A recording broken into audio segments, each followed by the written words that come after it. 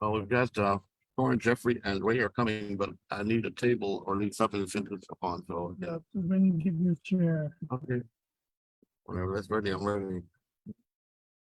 Hi, team. All right, Andrew. You're on the right. Oh, you're on the Yes, move. no, we're here. We're already set up. We're just setting up the table now. Guests are already here. Okay, good. Thanks.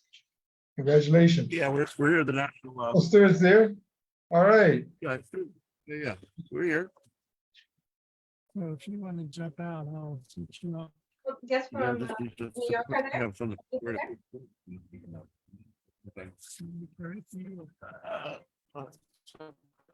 Again, we're live and streaming, so if you want to, you can. Great. Oh, and a little bit. Hey, Dennis. Greetings.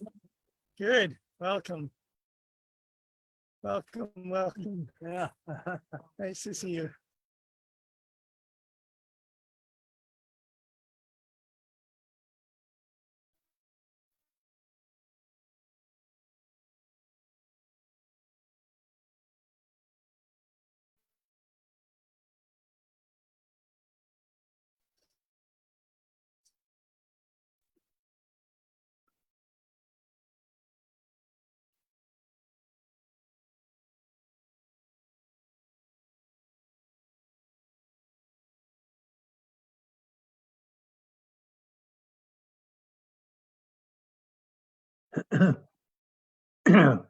Hello.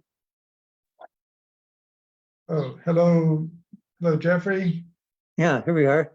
Okay, good day. It's Corin here. Okay, here we are in full screen mode. Okay. It's like we lost the link to the location. Right, here I am in Cambridge, Mass. Where are you? I'm in Bermuda. Oh, Bermuda. Yeah, I'm Oh. in Bermuda. Yeah, It's just- cold and raw here. I imagine in Bermuda it's much nicer. Yes, it's very mild here. Yes, we're doing all right. We're not quite tropical. We're in the subtropical spectrum, but we're doing good. Great. Yeah. Just finished watching Bobby Kennedy Jr. and Uh-huh. his presentation, very impressive. Right. A very Let's see. auspicious date for the Kennedy legacy. Sure. Yeah, it's back in the ring. So So Ray, where are you based? Oh, you're on mute, Ray. You're on mute. Oh, there you go. There you're off. Hang on 1 second. Yeah, sure.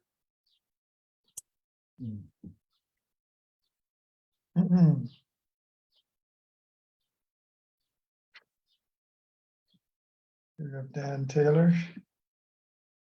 Trying to limit the whoops. Hello, Corin. How are you? Just Hello distract. there. Hi, Dan. Yeah, there we go. I'm just between a couple meetings, so I have my camera off for the initial portion, but I'll be joining you guys soon. Okay. We Okay. lost the link to the live venue. So Ray, where are you? Where are you based?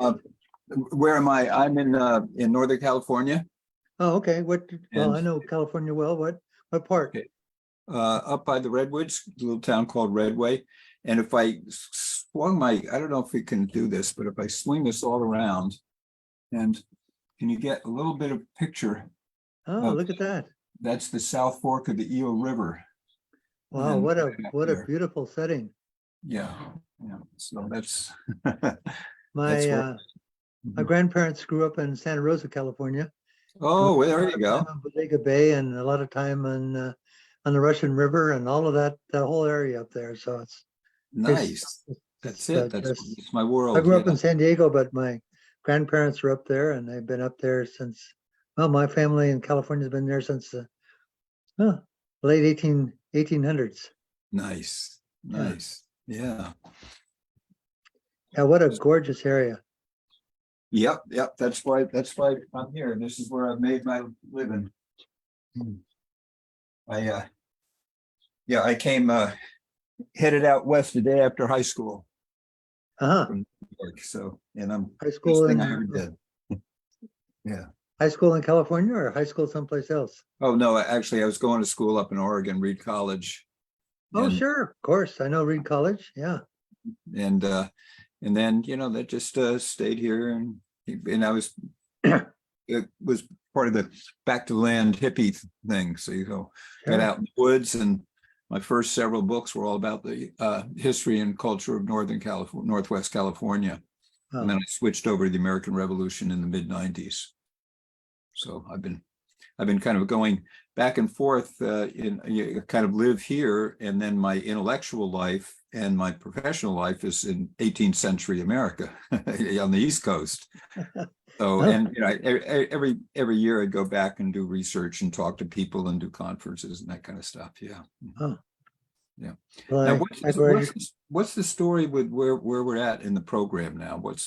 I'm looking at it. It's what is it? It's 3:30 your time. And yeah, so Stuart always likes to start at strange times, but 3:33. But I guess we lost along the live feed to Concord. So anyway, we're here waiting for him to get hooked up. But we might as well just bring each other up to date on who we are. I have no idea who. I graduated from Cal Berkeley in just at the year of the free speech movement back in 1963. So I went off and oh wow, way back then and sort of joined after a while working as a county welfare agent in Oakland in the early 60s, then went in the Peace Corps and been going down that route ever since. But I toyed with the idea of hippie back to land stuff, but never got past having a large garden. Right. Growing a few chickens. Nice. Yeah. So David, where are you? I'm in Wellesley, Massachusetts. Oh, okay, not too far. I'm in Cambridge, so right now. And is Stuart with us? He lost his connection with. He's out there in Concord at the Old Manse. the old man. Well, not there at the old man's, but at the Minuteman Park. There's a. Oh yes, the Buttrick's estate. I know it well. Yeah, sure, I know. A good friend of mine had a wedding there at the very. So you're in Wellesley. Yes. Yeah. Are you from Wellesley? Was that your? My dad grew up here, and I sort of grew up because we went out and had Sunday dinner with my grandparents every week. And the other place I grew up was Concord. We lived in Concord for 20 years. Oh, you did? Okay. Mm-hmm. Well, I grew up in San Diego, California, and then rambled all over the world for a number of years, and alighted in Cambridge. Went to BU, and then around here. It's okay. You can. All these years. I've actually put off the things have changed a little around here. I don't, as long as the shorts. Oh, by the way, I'm on the this feed with Dan Taylor and Corns and a bunch of the people now. So I guess at some point you guys are going to link up with them, right? I suppose. Well, somehow. I don't know. When it comes to Zoom, I'm still fingers and thumbs. Yeah, well, at least it's saved by Zoom here. So David, how did you get associated with Stuart and his activities? What's your history there? I've known them for over 40 years, and Stuart's son, Tim, is my godson. Really? Okay. Yes. Mm-hmm. Yeah, I've known him for, I guess, the last 20 years or so. I've come tangentially. Well, what am I in? Connected with his various ventures. It would be, I don't know if it's easy. It would be good. As soon as I can go, the better in terms of my thing, because with birthday and all. But I don't understand. I'm talking with a bunch of folks here and then you're somewhere. There's Dan. Yeah, we're all on Zoom. We're all on Zoom with each other and talking about, where we grew up and all that kind of stuff.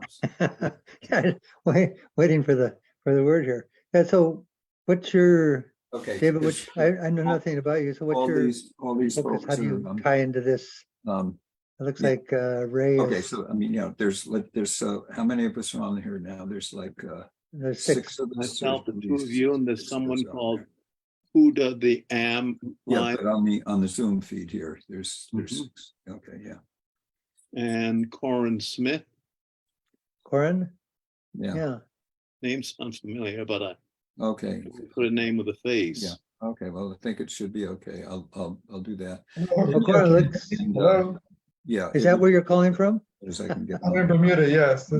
That's just, yes, I'm in Oh, I Bermuda. love Bermuda. Okay, bye-bye. Yeah, Hey, yes, great place. it looks like I see just a flash of your background there. Looks, Yeah, I'm having, I know my camera challenges. Let me, oh, there you are. Yeah. if it's, Yeah, it doesn't look like Cambridge, Mass. Somehow. no. Not quite. We're here in the middle of Atlantic, Sure. our little pedestal in the middle of nowhere. Have you And lived there all your life? Or are you? all my life, yeah, born Bermudian. And Great. Bermuda has a strong maritime connection to Boston. We have and Massachusetts. We have our Newport Bermuda race every June. Yeah, I think there's a little thing called privateering and piracy and sure. other ventures Huh.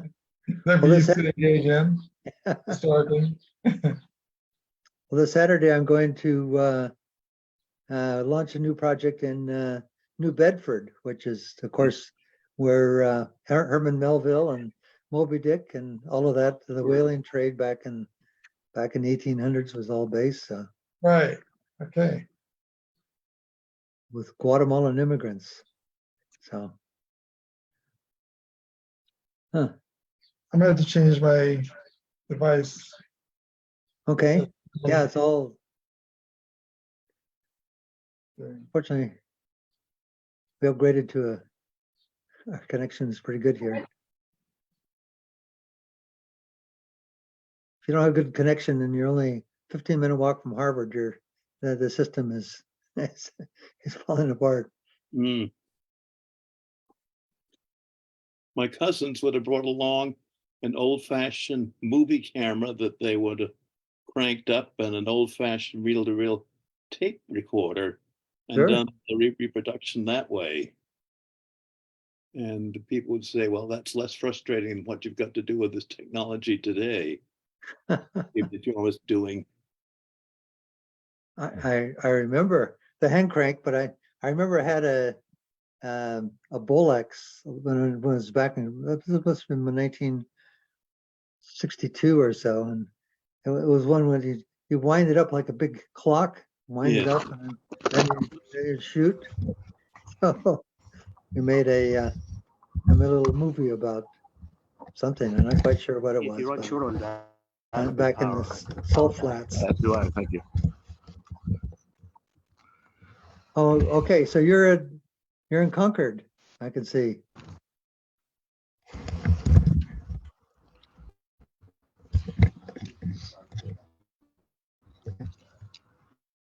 And David, what's your connection with this venture?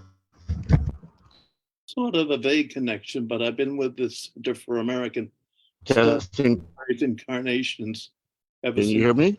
about 1985 or so. That's a while. Part one and part two.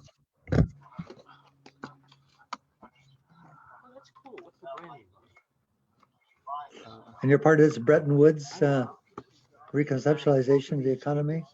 I'm Mark? not. Microphone. No. Oh, okay. I'm not either. I'll be talking about an entirely different economic system based on small group savings. So, Mhm. Are I you think. familiar with the work of Rudolf Steiner? I sure, well, I know the name and Because that's what wasn't he we the find good together because, Waldorf school or was he yes, the Waldorf school? Okay. Okay. Now that I put the two parts together, Steiner and the Waldorf school. I know a little bit about that. because that's the thing that I think binds us all, that we've had some connection either with the Waldorf school or some work of Rudolf Steiner, and a big contribution to economics and agriculture and religion. Yeah, I think that there are a number of people who are sort of loosely affiliated with the Rudolf Steiner movement, if you will. But for example, myself, I'm not. I'm associated with some folks who are active in that community, and Stuart, of course, is, and so forth. But I don't think it's a prerequisite for interest in the subject matter, right? Yeah. Is this Corinne talking?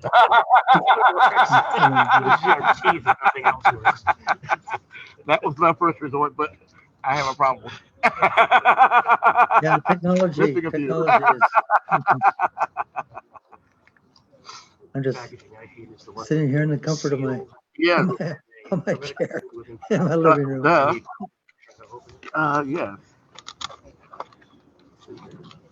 I'm gonna put this here. I may need to delve back in them even deeper. Let's see what we have to do here. Yep, there's one over here. Okay, while we're here. Wait for it to get to you.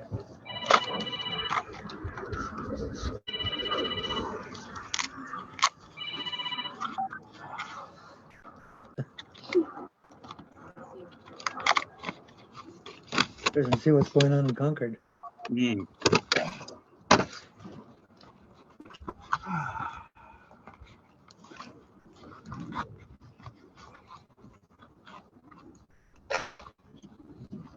Now, okay.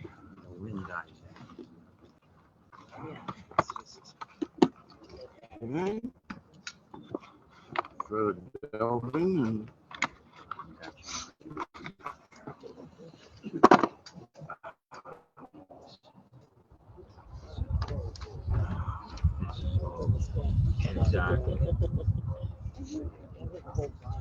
I'm with the origin of that connection, and I'm here to introduce the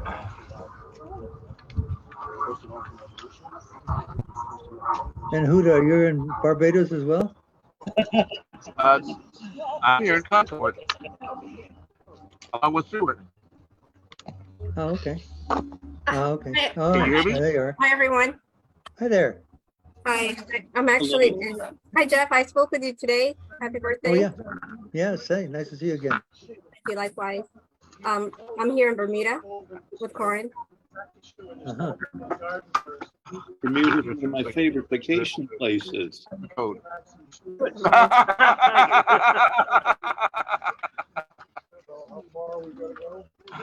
Mine too. I'm originally from Ethiopia. And, Oh, that's I'm here great, in Dubai, yes. California. Where are you in, here in Appomattox or some other part? I'm sorry, there's so much background noise. Jeff and David. Oh, the background noise, I think it's over in Concord. Right. Yeah, Corin, you may be able, I mean, I'm not suggesting that you need to, but Corin, you could probably mute the Concord folks if you wanted to. Yeah, if they, because there's a lot of noise. Andrew is the host.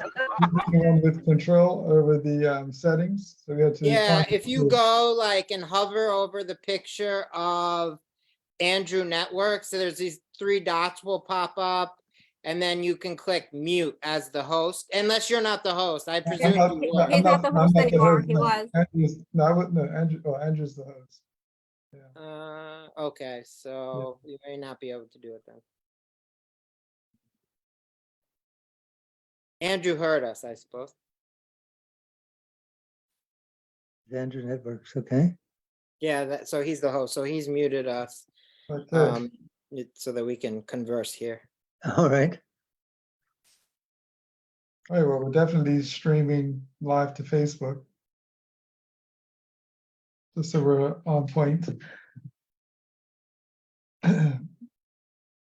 Yeah, my take is that Stewart's looking to galvanize as much focus within the Center for American Studies as possible with the I guess the theater today of Bob Kennedy's announcement early this morning, and getting, as I see it, a public service movement in position parallel with campaign fever, or I think they call it silly season, you know? Silly season? Silly season, you know, it's just election Sounds now on. like a good description. Especially the Kennedy, I think, you know, family heritage. So our ability to keep pace with each other and mobilize is where I think we're being rallied together as the Minuteman of today. You know, can we handle the heat of presidential politics? Right. As a Bermudian, I love to watch American elections. I think there's, you know, very dramatic and it's much, you know, there's very compelling television. I think even the networks especially love campaign season. You know, the longer the better. Yeah. Yeah, this cycle, it appears it's going to be quite long, huh? Yeah. So Seems to be I'm glad to be here. I know that Stewart's looking to memorialize this event both on site there live. That's what we do around him. So perhaps we could introduce ourselves to each other. I know, well, oh, here we go. We got Andrew, the host. Okay, Let's see. I'll see Andrew. Well,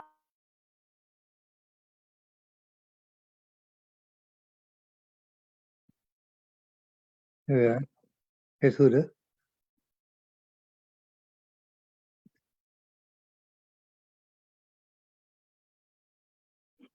Andrew, if you're speaking, we can't hear you.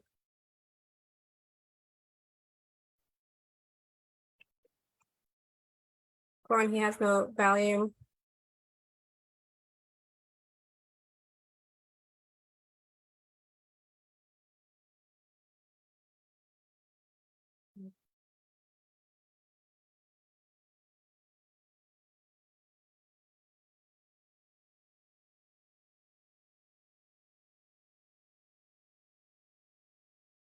Cambodians, I have 3 or 4 Cambodians that group Okay. out there which are connected to Massachusetts. All right. So, but I'm sure they would love to, you know, I would love to have you be part of it. And Corin, Andrew, can you hear us? Looks cold out there in Concord. It looks very cold Really over is. there. Glad to be here in Bermuda. Glad to be here in my house. I was out walking around and it was mighty cold riding my bike around. Oh, wow. Oh, wow. So what is the temperature, about 20 or so? Oh no. 20 degrees, no, it's about, well, in Fahrenheit, it's around, I'd say about 55 or so. Okay, it's not too bad. It's not, yeah, it's been worse, but Yeah. in Bermuda, I'm sure you use a reasonable temperature system, but like the whole rest of the world use in Celsius. So it must be about, I don't know, 10 degrees Celsius. Now, is this? Oh, here you are. We still can't hear you, Andrew. And that's. Hi what I'm- there. And Hi there. we are Candace moving our around. location to a different spot. Oh, So that's- we'll be all set up in a few seconds. Okay, so Great. now, Okay, thank you. Give us 5 minutes. Okay, can you We like, don't want to break Um, the equipment. thank you. Would you let Stuart know to contact Susan ASAP, please? I'm letting him know what. Let Stuart know to contact Susan soon. She really Okay. needs, she's there in Boston. She just needs direction. Okay, Is that Steve? Yeah. All right, we're done. okay. Do you offer this man a card? As a matter of fact, He's gonna become a member. let Susan tell him her. Oh, John, can you pick? I'll just say I'll- Stuart. If you could read your phone, Andrew, that would be nice. So We're- maybe before we finish intros. Yeah. Okay, I'll do that. I'm gonna turn the phone around so you can see what's happening. And Oh, yeah.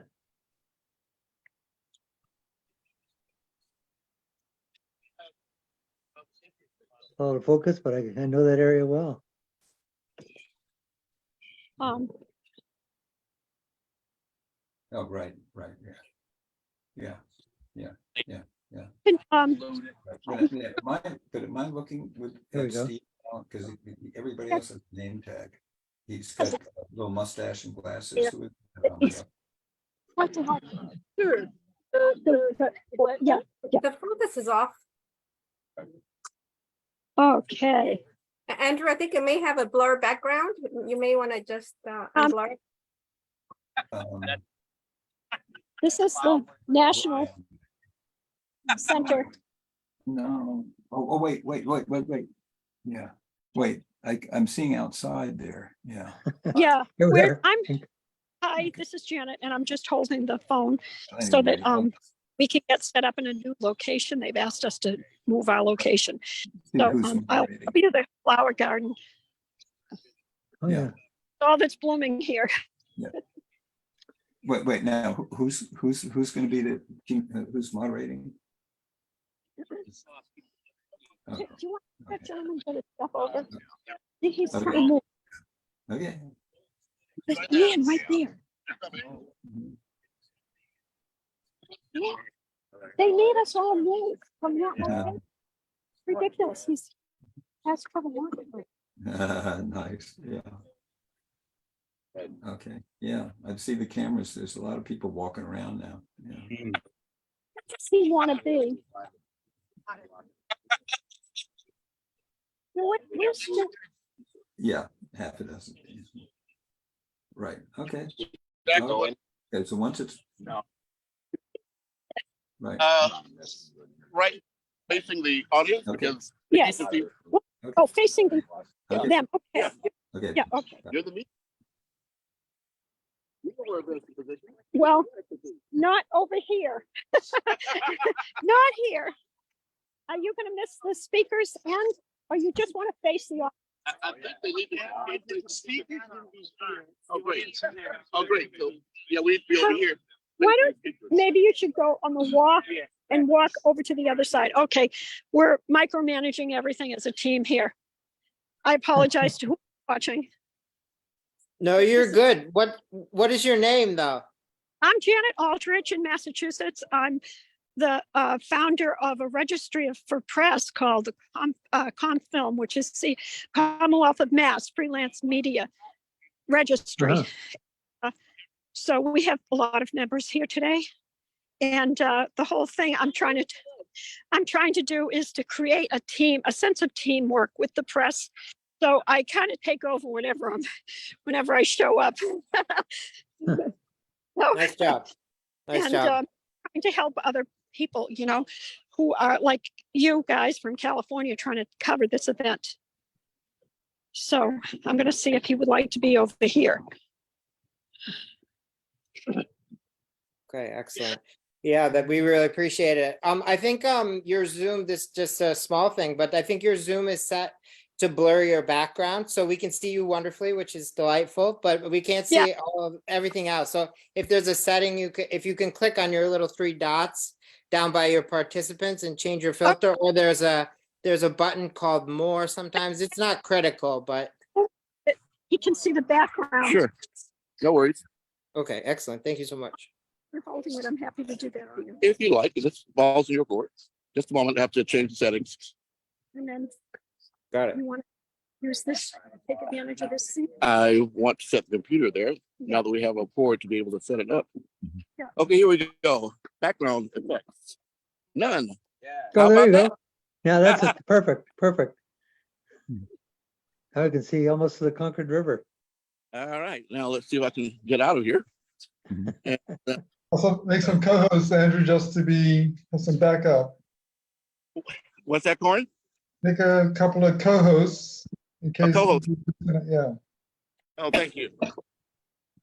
As a matter of fact, everyone's going to be a co-host in just a second.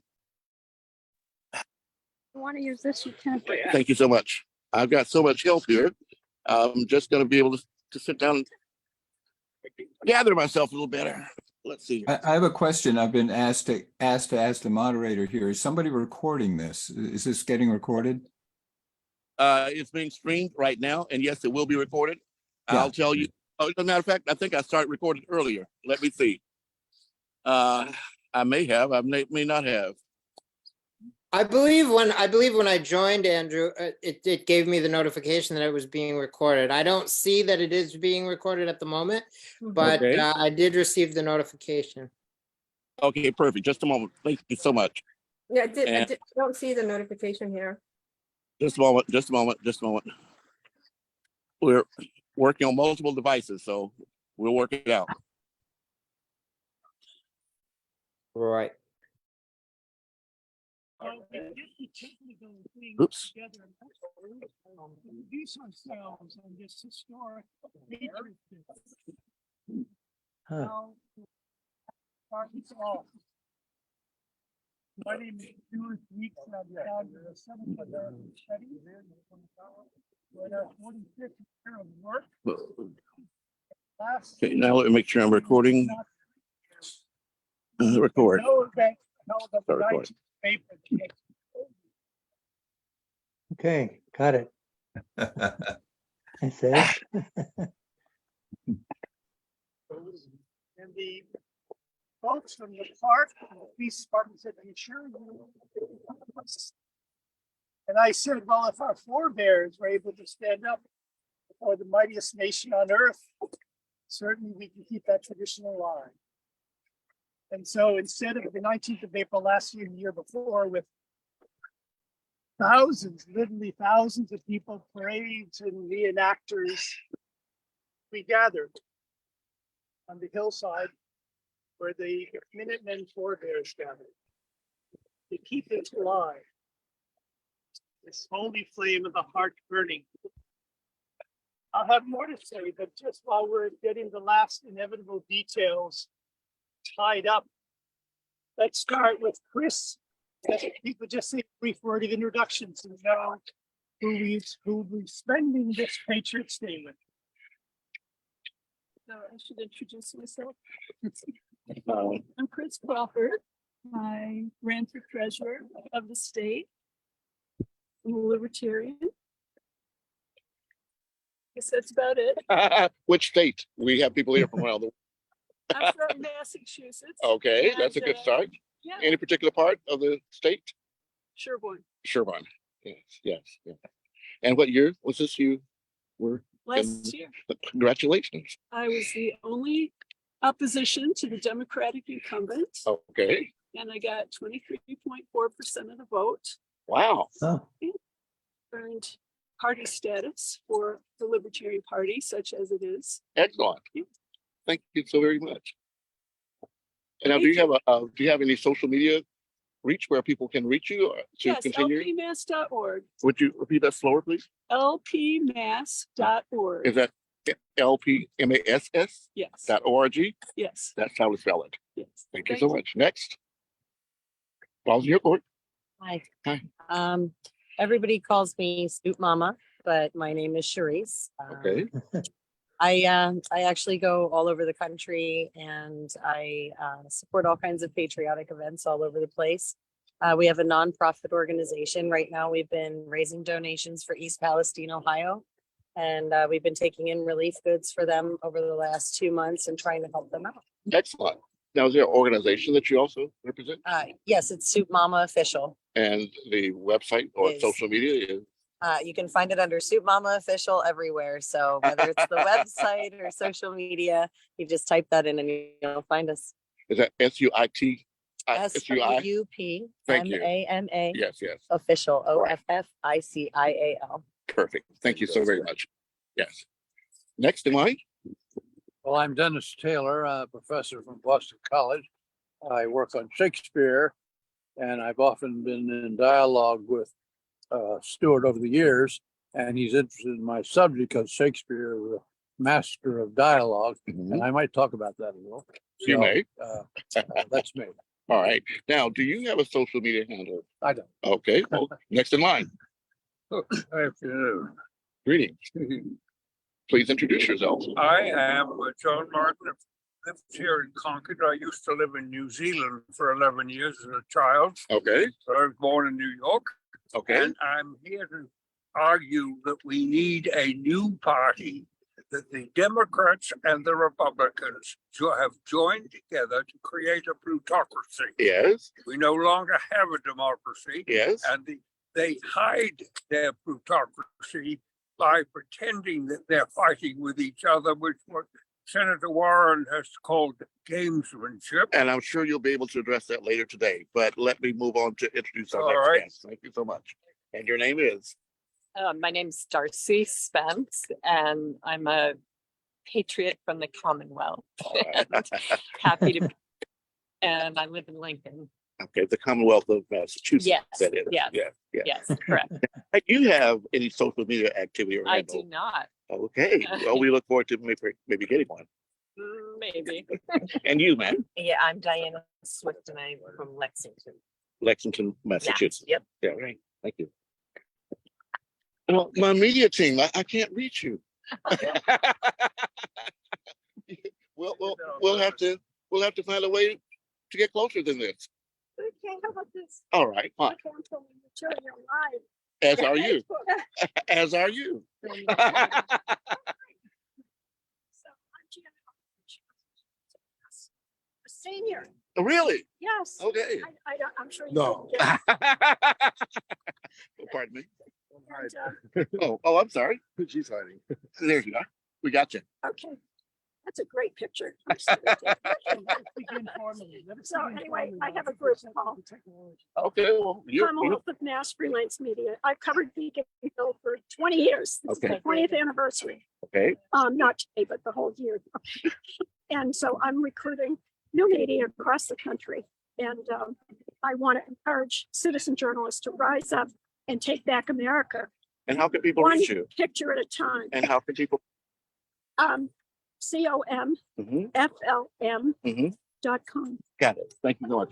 Stuart Sinclair Weeks, you were saying you like to reconnect the attention. So let us carry on. If people will perhaps come a little bit closer to where we can bring offer some body warmth, and we'll begin.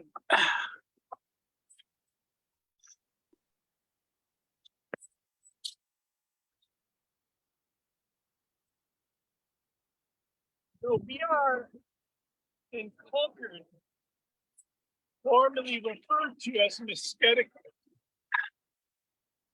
And Muskegon was the home of the praying Indian. And that is the most moving and unknown chapter in America's cultural history. That is, when the boat people arrived, the story goes that there was a song in the wind. And the native peoples lifted their heads. They heard this song in the wind. And in time, the ships arrived and were singing the song. So the legend goes. They settled in. And though it's not particularly politically correct, the first 54 years with but one skirmish was really a blessed time among the Pilgrims, not the Puritans, but the Pilgrims and the native peoples. It was a providential connection. But as more and more boats arrived and more Puritans arrived and began to spread out, the tensions grew. And so the King Philip's War began. When the King Philip's War began, these Indians who heard the song in the wind, and then when the Pilgrims, so the story goes, established their church, they heard one day the song coming from the church. And so the native peoples were drawn into the church,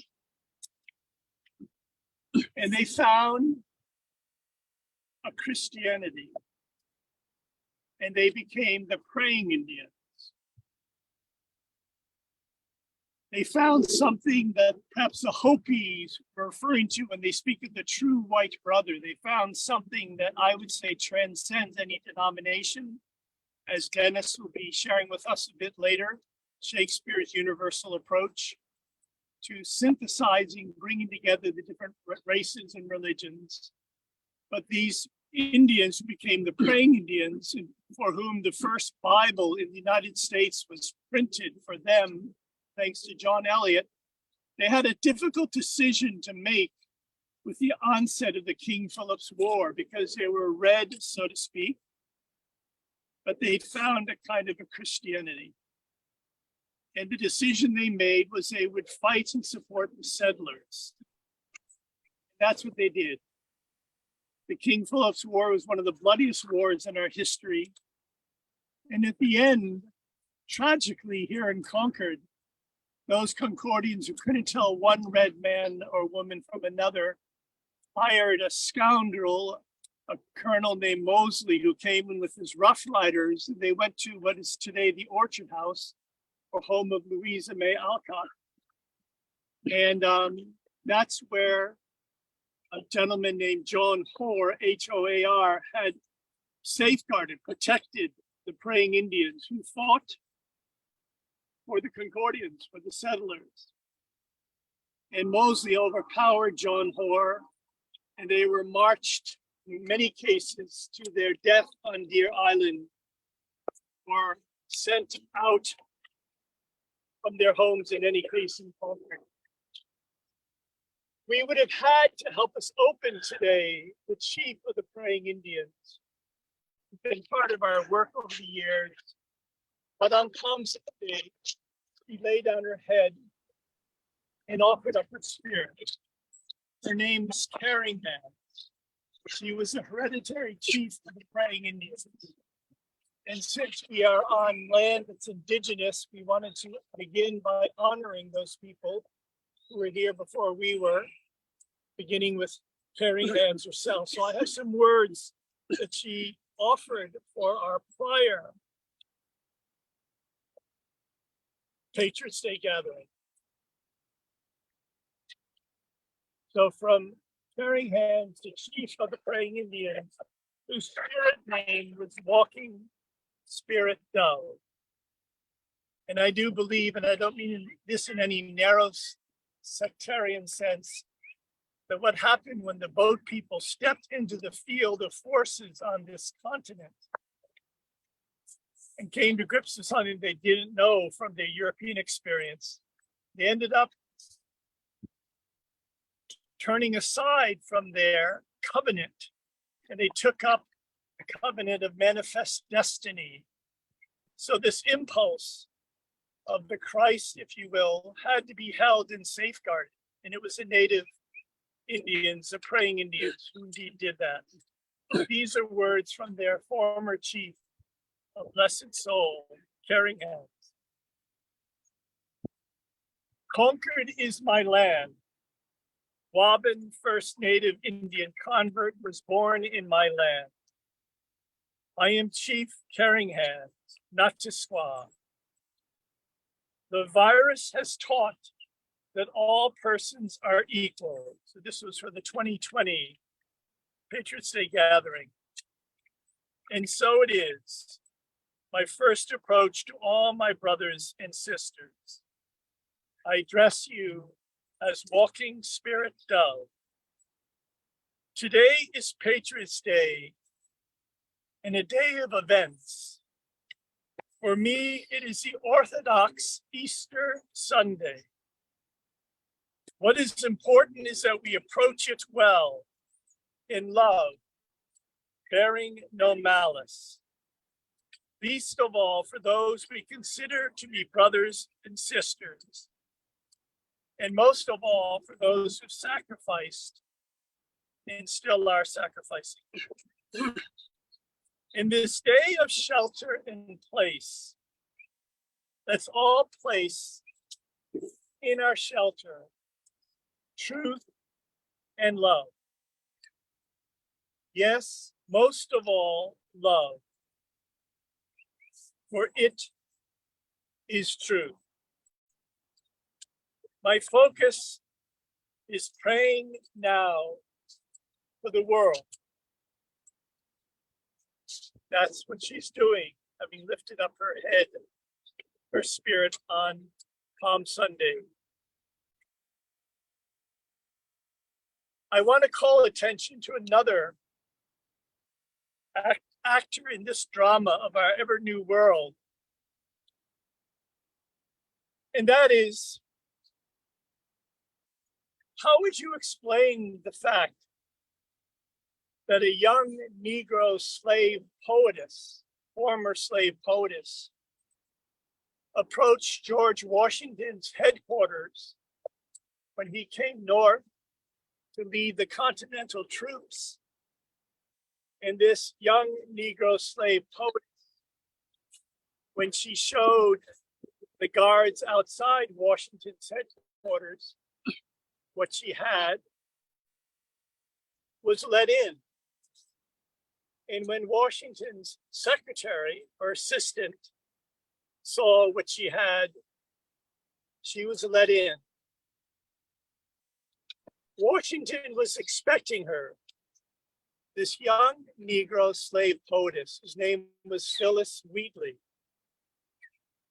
because in service, she would say, to Columbia, the spirit of our land, as in our nation's capital, the District of Columbia, as in our first national anthem, Hail Columbia, as in the Columbia Tammany Society, of which Ben Franklin was a member, and friends, as in the name of the space shuttle that just happened to go down over President Bush's home state, Columbia, the space shuttle, as he was leading us into the Great Gulf in war. Phyllis Wheatley spoke of herself as a poet of Columbia. And I see her in my mind's eye stepping in, the door is open and she walks in. And General Washington, this Herculean figure, stands up behind his desk, because she had written a poem that Tom Paine had published, Citizens Tom Paine, honoring Washington, but also instructing him on what was being asked of him. These are the untold stories often of our land. One might call them the Gospels of America. And I'd like to read you, so that along with Caring Hands, Phyllis Wheatley and her people are fully present with us as well.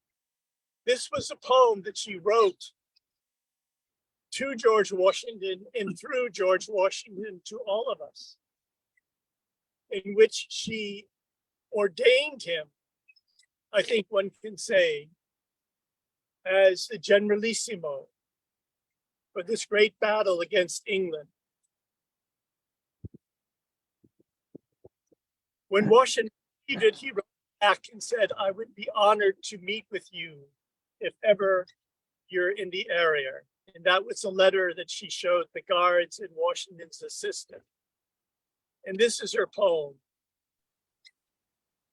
To His Excellency, General Washington,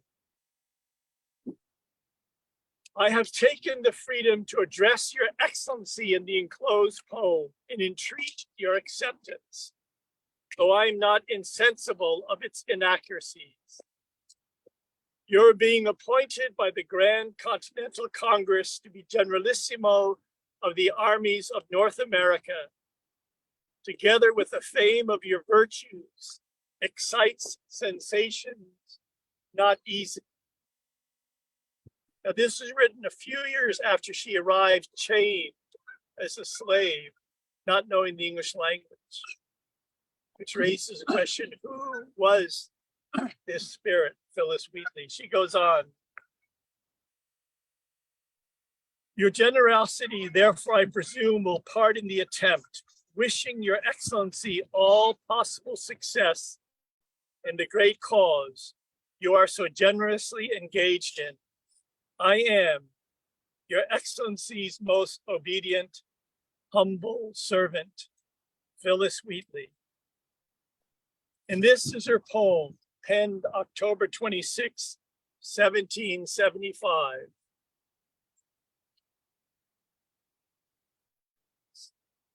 Celestial choir, enthroned in realms of light, Columbia's scenes of glorious tales I write, while freedom's cause her anxious breast alarms, she flashes dreadful in refulgent arms. See Mother Earth, her offspring's fate bemoan, and nations gaze at scenes before unknown. See the bright beams of heaven's revolving light, involved in sorrows and the veil of night. The goddess comes, she moves divinely fair. Olive and laurel binds her golden hair.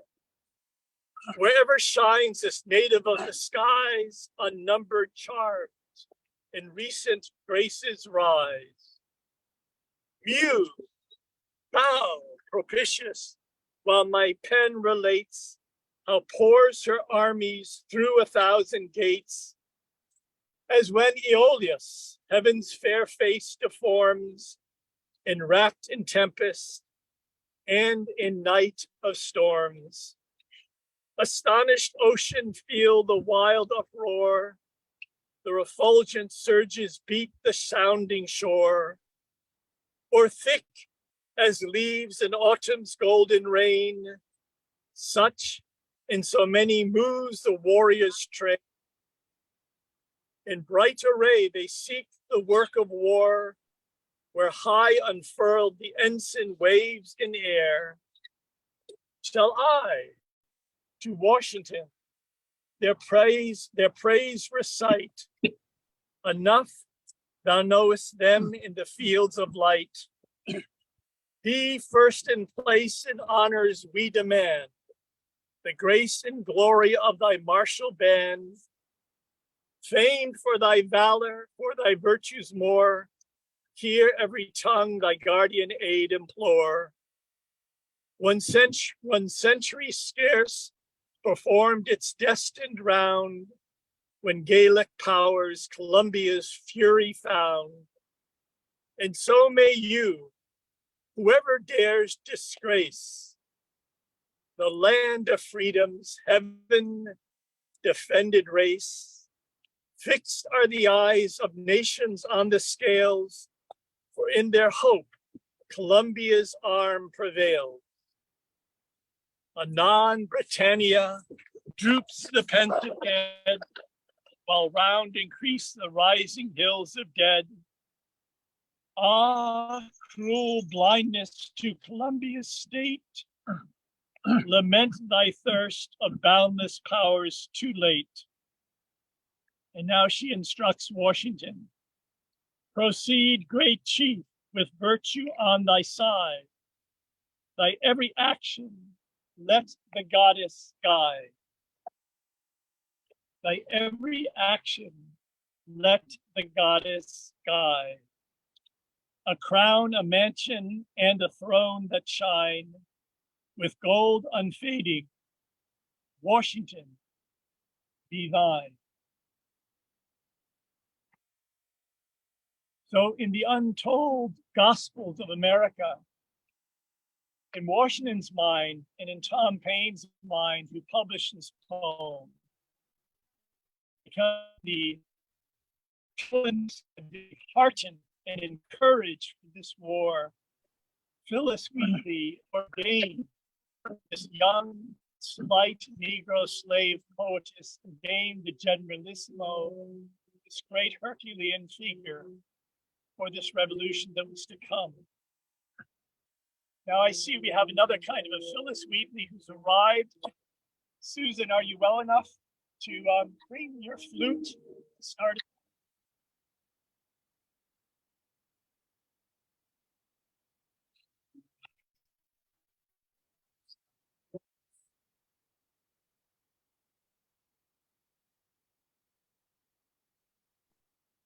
Alas, the plane would not allow them to go. Oh, no. Oh my God. Kidding? A dangerous weapon, huh? It said. was. Been on the road for 36 some hours without sleep. Drove to New York last night. But I'll do my best to sing for you the beautiful Navajo song about the beauty of this land and how walking through this land we can appreciate and feel and fill ourselves with that beauty and therefore be highly motivated to retain it, to keep it, to hold it precious. Now I walk in beauty. Beauty doth We'll be able to present to my computer, at least I'm going to pull my phone while I set the computer up.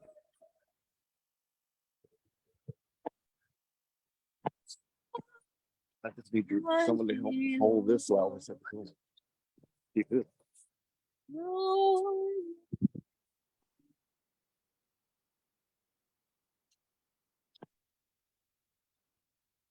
Thank you so much. Thank you so much.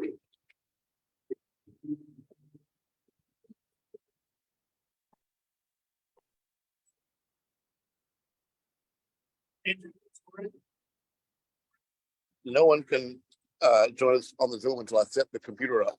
I can't do that while I'm holding the phone. I need help.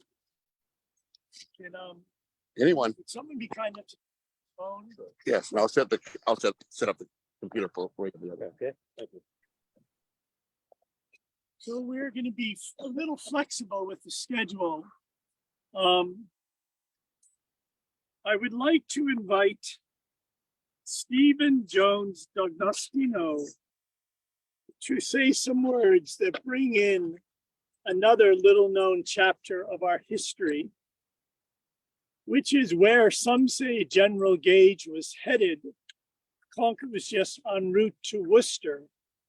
Now I'll hold this and let you take my place and Phil finish the story and then introduce Ray, if you would. Sure. Yeah, that was my story.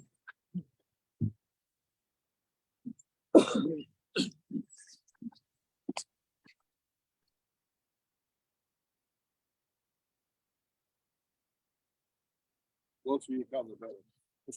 And by that audio. There? Good? Okay.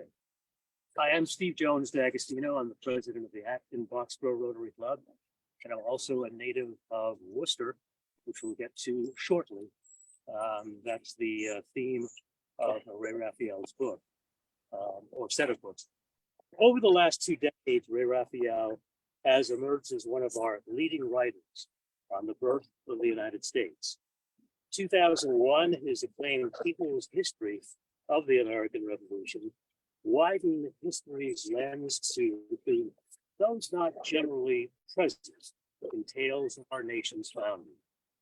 In 2002, the first American Revolution before Lexington led to marked rethinking about the revolution's beginnings in academic circles. In 2004, founding myths, stories that hide our patriotic past, established new standards for future renderings of our nation's birth. In 2009, Ray incorporated his work into an original synthesis featuring 7 diverse characters, founders, the people who brought you a nation. And in 2011, he was asked to create another broad synthesis for a different audience, The Complete Idiot's Guide to the Founding Fathers and the Birth of Our Nation, which I better make sure to order on Amazon when I get done here.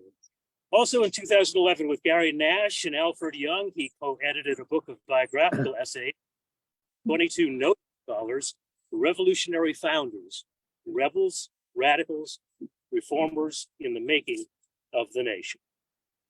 And more recently, Ray Raphael has focused on the historical context of the U.S. Constitution. In closing, in addition to teaching at Humboldt State University and College of the Redwoods, Ray has taught all subjects except foreign languages at a one-room public high school in his remote community. Currently, he serves as an associate editor for the Journal of the American Revolution and is preparing a comprehensive set of decision-centered documents based lesson plans on the founding era for the Constitutional Sources Project. And Ray lives in Northern California, where he likes to hike and kayak, which he hopes to get to after today's presentation. So please join me in welcoming Ray Raphael via Zoom. Okay. Am I live? Can folks hear me? Yes. Can people, Yeah, I can hear. Are we Ray, good? Ray, I'm sorry, we're gonna have to give you a little bit more of an introduction because we need to get a little bit of this Zoom set up. So can you wait just a moment? Sure. Yeah. We don't want to hold, this is an 80-year-old kayaker. So he's an enthusiast. We don't want to take too much of your time. Can I give you this back again? And I'm gonna. Sure. Friends, I don't need to say, this is a work in progress. This is work in progress. So while we're getting this more audible, with these introductory remarks also are the words about a slave named John Jack, which perhaps some of you have heard of. So this helps to set the scene, as is the case with Crispus Attucks, for what happened here in Concord, what we're gathering for on Patriots Day. So thank you, Ray, for your patience. I'm sorry to hold you up here. So this was a poem that was considered to be one of the Concord's great poems, but really not known. And it was written by a Tory who questioned some of the actions of his more patriotic brethren and sistern, the sons and daughters of liberty. He wrote as follows: God wills us free, man wills us slaves. I will as God's will, as God wills. God's will be done. Here lies the body of John Jack, a native of Africa who died March 1773, aged about 60 years. Though born in a land of slavery, he lived a slave. Though born in the though born in a land of slavery, he was born free. Though he lived in a land of liberty, he lived a slave, till by his honest, though stolen labors, he acquired the source of slavery, which gave him his freedom. Though not long before, death, the grand tyrant, gave him his final emancipation and set him on a footing with kings. Though a slave to vice, he practiced those virtues without which kings are but slaves. So again, part of the work of the Center for American Studies is to tell the stories that don't make it into our premier textbooks and historical accounts. This is one in particular. How are we, Andrew, with the setup? Okay.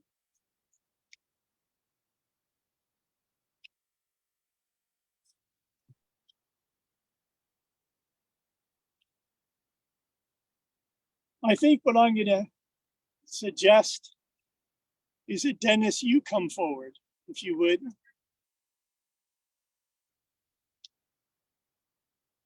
Stand near that.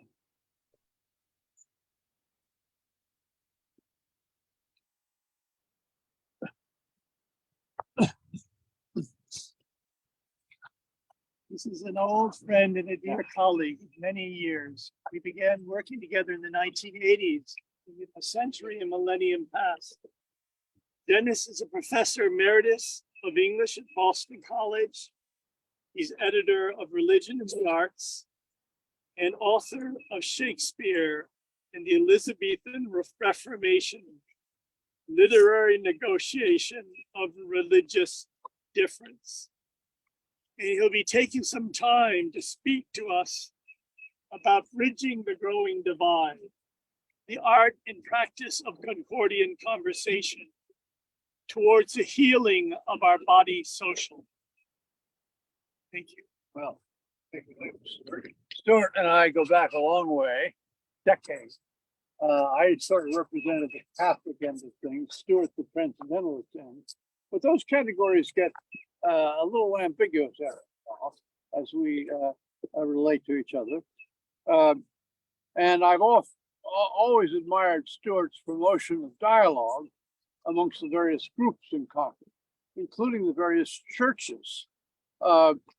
So my book on Shakespeare is about his reflection of the divisions that occurred after the Reformation, which was his great influence on him, where people were divided between being the old Catholics, the new Protestants, and the new seculars. So I'd like to tell you a little story about Shakespeare and how it relates to the difference between the different churches in Concord. Shakespeare has a play called The Winter's Tale, in which the Queen Hermione, dies a tragic death because of the mistreatment of her husband, who led her to die. He realizes what he has caused and repents for 17 years. This is Shakespeare. At the end of the 17 years, he goes to a chapel where there is a statue of Queen Hermione, the dead queen, in the statue. He and his family assemble before the statue, and lo and behold, spoiled, the statue comes alive. Now, what are we to make of this apparent miracle? Is it a miracle of resurrection? Is it a deception? Maybe Hermione was hiding all along, or is it something in between, like a symbol, a spiritually rich something or other? You don't look too closely at whether it's that literal or not. Okay, now my story continues. Where in Concord, what church would Shakespeare go to in order to have his play performed? Well, he might choose the St. Bernard's, the Roman Catholic Church, because they take miracles very seriously. They take them literally. The sacred and the is an objective thing for the Catholics. So Shakespeare might like the way in which that church supports the idea of Hermione's resurrection being a real miracle. Or he might go to Trinity Episcopal Church, which is sort of Catholic. I don't know if they accept the name. And by the way, you notice I'm continually, I invite your reactions, trespassing on people's deep religious self-identifications. So, but let me continue. You might prefer Trinity Episcopal for The Winter's Tale because they take miracles with respect, but maybe not literally as the Catholics. And maybe Shakespeare would prefer to see his miracle dramatized in a more sort of, how should I say, tentative way, not so superstitious, if you like. Or he might go to one of the churches that I describe as Protestant, though I don't know if they describe themselves as Protestant, like Trinity Congregation or West Concord Union, or maybe the New Life Church, the Evangelical Church, who might carry on the Protestant tradition of condemning Catholic superstition, Catholic miracles, Catholic magical. And they would say, however, we respect the symbolism of this resurrection scene. So come perform your play here, or we're not going to put up with this miracle nonsense, but we're going to give it a lot of respect for the symbolic overtones of the miracle. So Shakespeare might go to one of those churches. Or he might decide to go to the First Parish Unitarian Church. I'm part of even though I go part of the Catholic community, I go to a Unitarian discussion group. And of course, the Unitarians are famous for sort of being Protestant / secular, right? And one of their big groups in the Hey, Stuart. Please record your message. When you finish recording, you may hang up or press more options. Andrew, it's showing you're dialing. Yes, the deception. Hermione was hit. I'm wondering what's going on. Andrew? It was introduced. We're watching your Andrew network. It's not up. Can't see the speaker anymore. I have an opinion where he would go, and I'm not gonna give you that opinion for it. However, to answer the question, where would he go? Well, we know where he would go. Andrew, you're muted now. Where does it play on there? And we can't see the He would speaker. invite the Oh, Catholics, here's and him. Protestants, and the seculars all to come to the theater to see the play. And then after they'd seen the play, they would adjourn to the Concord Library and have a big discussion in which each side would, of course, maintain their point of view, but they'd be willing to listen to the other sides, the Catholic and the Protestant and the secular sides of things. And this would be a real model of dialogue, and which is something I think.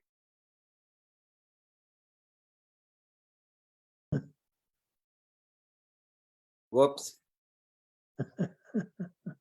Anybody know what's going on? Probably turned off by accident.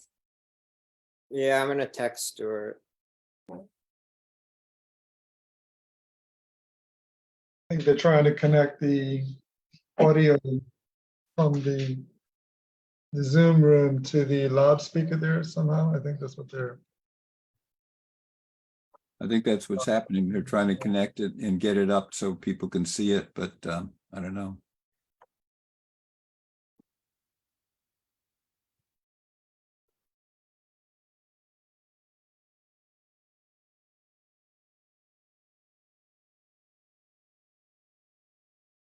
Hmm.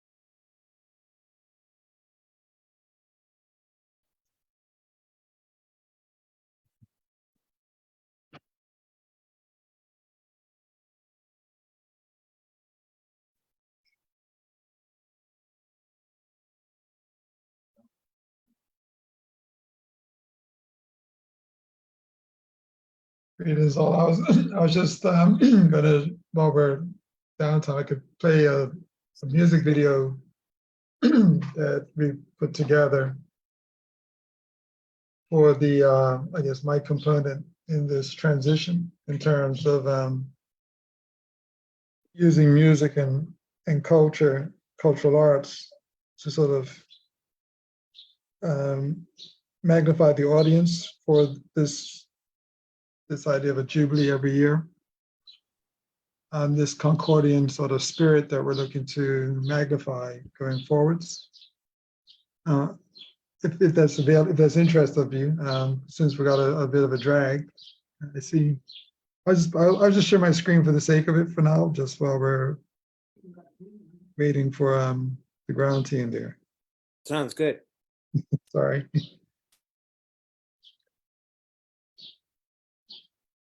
Your phone? It is.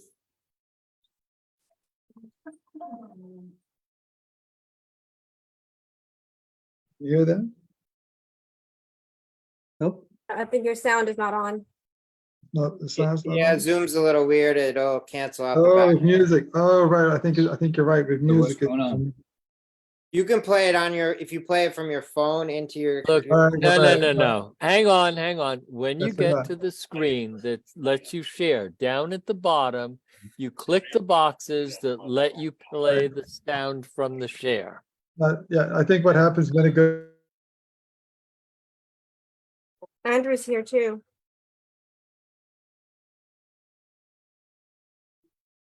Corin, you're muted. You're muted, Corin. And I Andrew's think back that and he's was- muted too. Corin, you're muted again.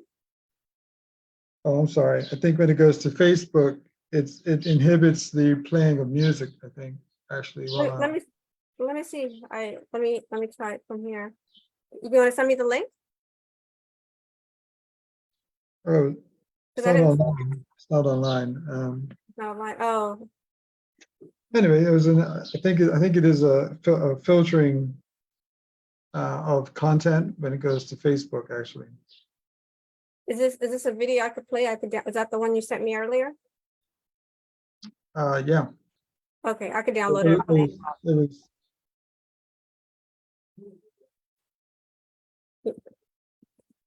You are muted again.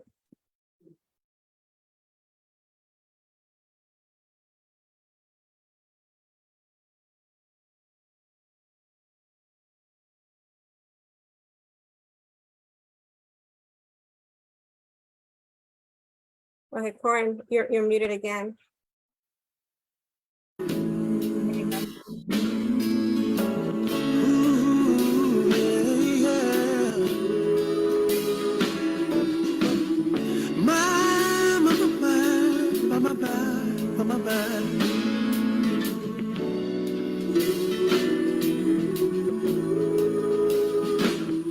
If Malcolm was here and Martin was watching, if Kennedy seen this, would we be marching in picket lines behind these tragedies? What if she was my sister, he was my brother, and there was no distance because we loved each other? Now who decides the way it ought to be? Yeah. Now I know we're allergic to change, but how can it just stay the same?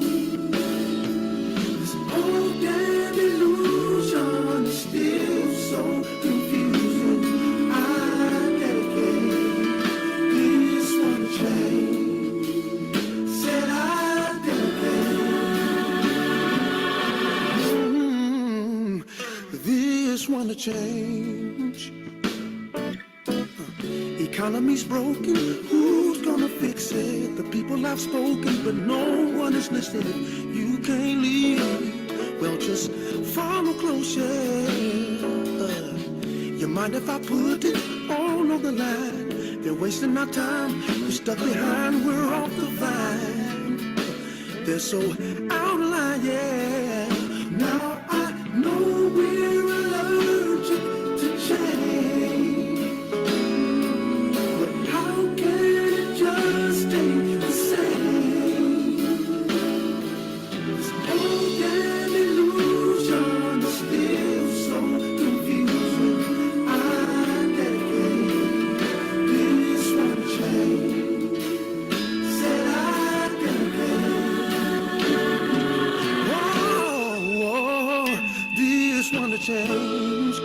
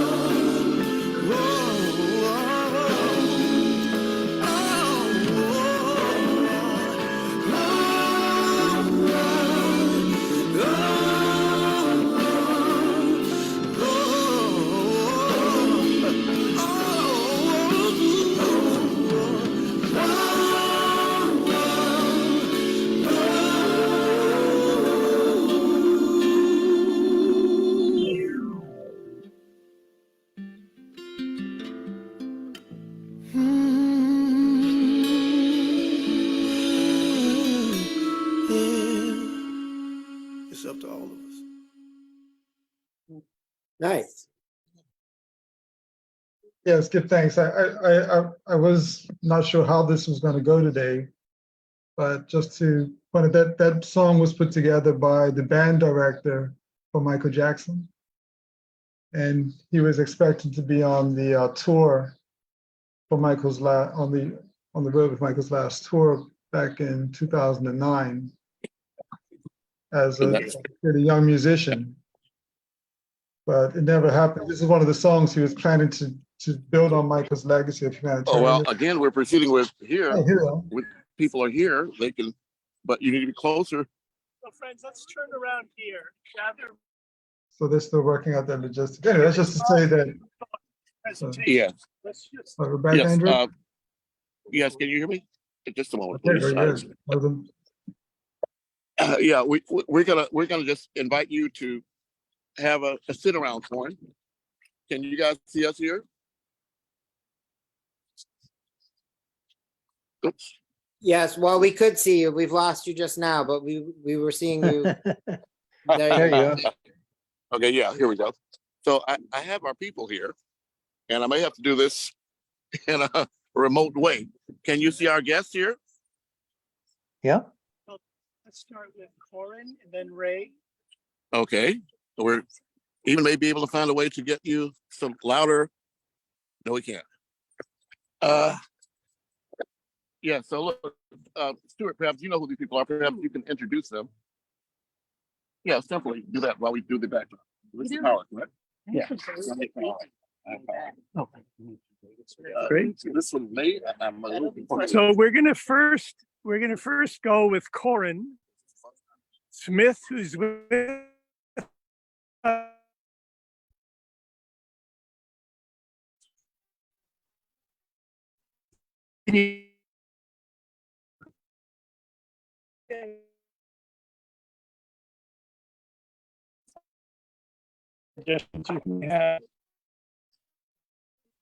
Stuart, you're frozen. Okay, he's back. Just a moment. Okay.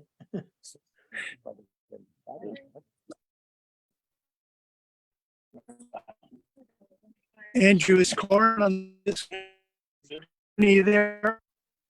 Yes, I'm here. Okay. Can you hear me?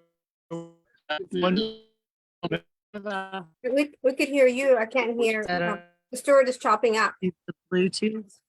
Now you. Okay, is there a Bluetooth on there? Whose phone is this? Andrew, is there a Bluetooth connection on this? I got Bluetooth right here. I got Yes. 50 watts. I have a Bose, so, This is 50 Yes is watts. the answer to all your questions. You can, just like a stereo. The gentleman yes, asked so me is to this.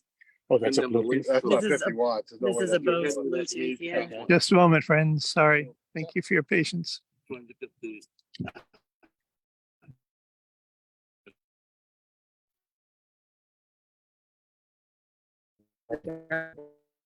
You would use your Bluetooth from the, and then you search it. I want to thank you for inviting Okay. us. I Hello. would really That's it. want to thank you for the story about the preludes. And then you should be able to do the right through here. The connection. It's really heartening to hear. She's at mine. Chris, can you say a brief word before you depart? Would that work? You've made the effort to join us. Doesn't seem to want to pair. So friends, while we're getting the technology working, we have Chris Crawford who's with us, who not only walked or ran for treasurer here in Massachusetts, but he did a remarkable job. And what we're going to be coming to further in this day, and I have messages from Tulsi and Dennis Kucinich and Robert F. Kennedy in the program. If you recall, it said they'll either be here in body, that is on location. Some like Chris are. In soul, they will convey a message, a personal message, or in spirit virtually. So we have some remarkable messages we'll be conveying that relates to the citizens' movement to revive the spirit of public service. But we have what we've reached out to the local and national individuals in the different parties who we feel have the most integrity in our eyes. And so we have Chris Crawford with us from the Libertarian Party, and Chris needs to get back. She's got miles to go before she sleeps, but please take a few minutes if you would. Go back over there. Yeah, if you could go over here, Chris.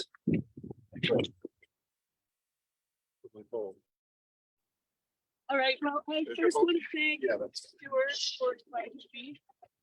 Hold on, hold on. That was zooming.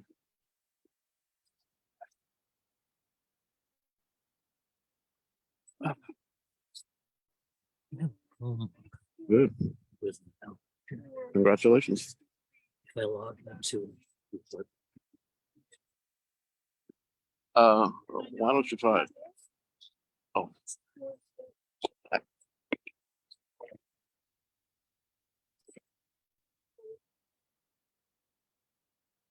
What you can do.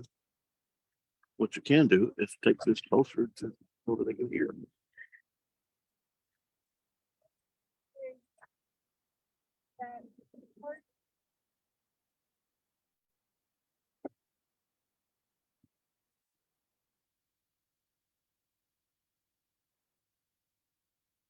I think you could work. Yeah. Could you take this closer so we can hear it? Yeah. Kind of walk closer. In fact, it's this way. Walk closer. Closer? Can you walk closer? It can be too.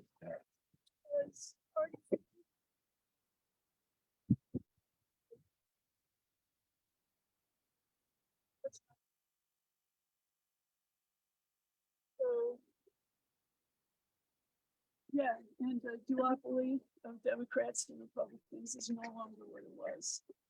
So I hope that we can join Stuart in a revival of public service, free of party, and bring about a renaissance in Massachusetts and the world. Thank you. Thank you. So friends, this is a thread we'll be picking up. Again, we're improvising. This is a work in progress, but Chris, thank you for taking the time. We'll be in touch. We will gather on the 4th of July. We'll have all of our ducks in order, and we'll have a more formal inauguration of the citizens movement to revive the spirit of public service. How are we doing with our technology? Well, I have the Zoom meeting. But I'm not playing it. I think it's gonna be delayed. Is that the only way to do this? Or when we go to someone else who's not here, we'll turn on the speaker. You're asking the last person, so who would know. So if So you when we go to someone who's not present, who's on Zoom, yeah, I'll turn the speaker. then let's do that. Then let's go to Oh, no. let's go to Corinne Smith from Bermuda, who's going to be. I hope he hears. And we should mute our input. Right? Let's go to Corinne. Whoever has the control over that. I need that device. Okay, thank you. Corinne Smith from Bermuda, who will be speaking about the man in the mirror. To those who know. You want to mute your input? Yeah, actually, I'm going to transfer it to you. Hey, Well, you got the Zoom. All right. Well, my battery is dying, so I'm going to giggle. Let's see here. Okay, good day. Can you hear me, Andrew? Everyone? Well, I can hear you on this one, but he can't hear you on that one. Hold on a second.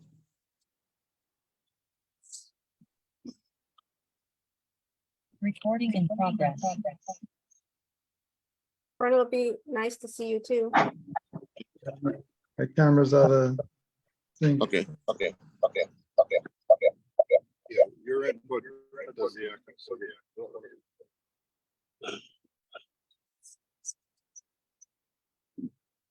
want to mute the input on that session. Yeah. Mute from the bottom.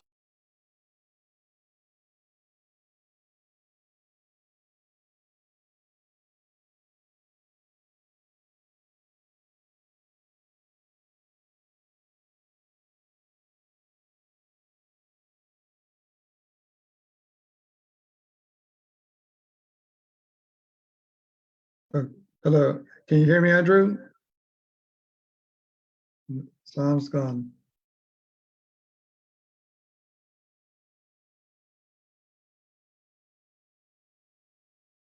trying to connect Andrew's phone to the loudspeaker there on site. We can hear you, but you have to move to the phone.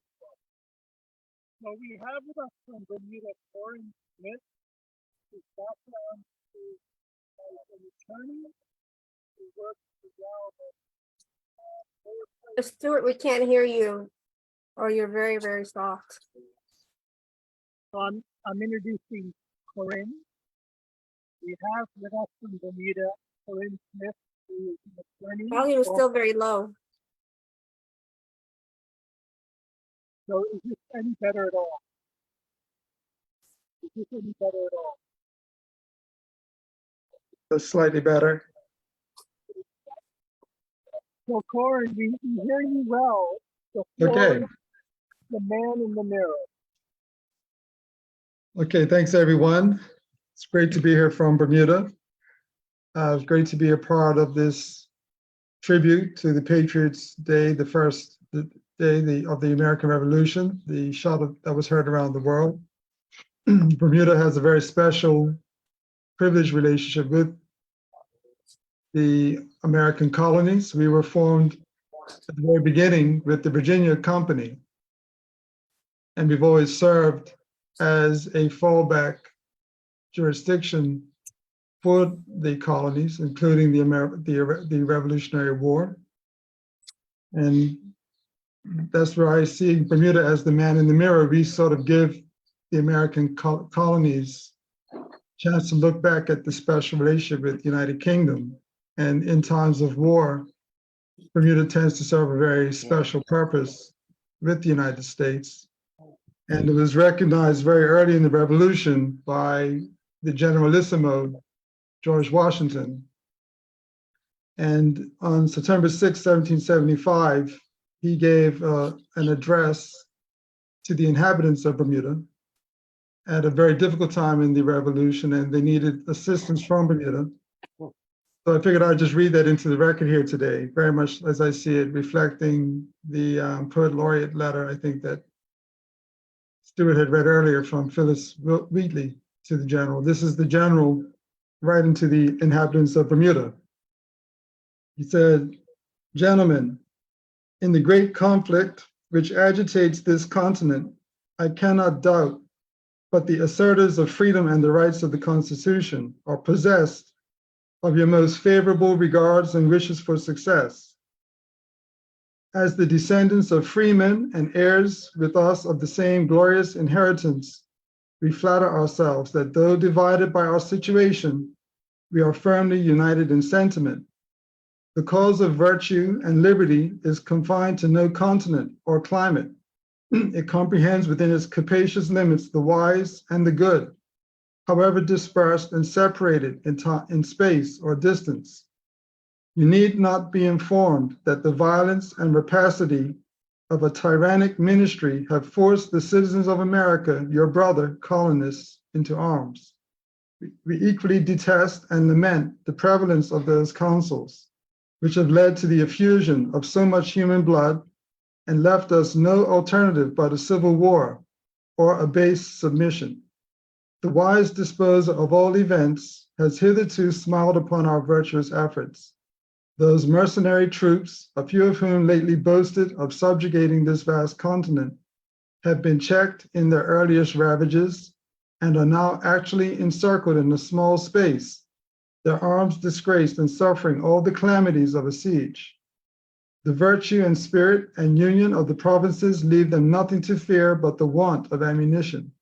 The applications of our enemies to foreign states and their vigilance upon our coasts are the only efforts they have made against us with success. Under these circumstances and with these sentiments, we have turned our eyes to you gentlemen for relief.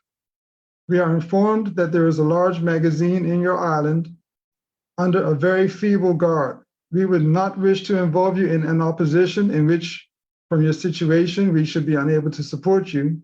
We know not, therefore, to what extent to solicit your assistance in availing ourselves of this supply.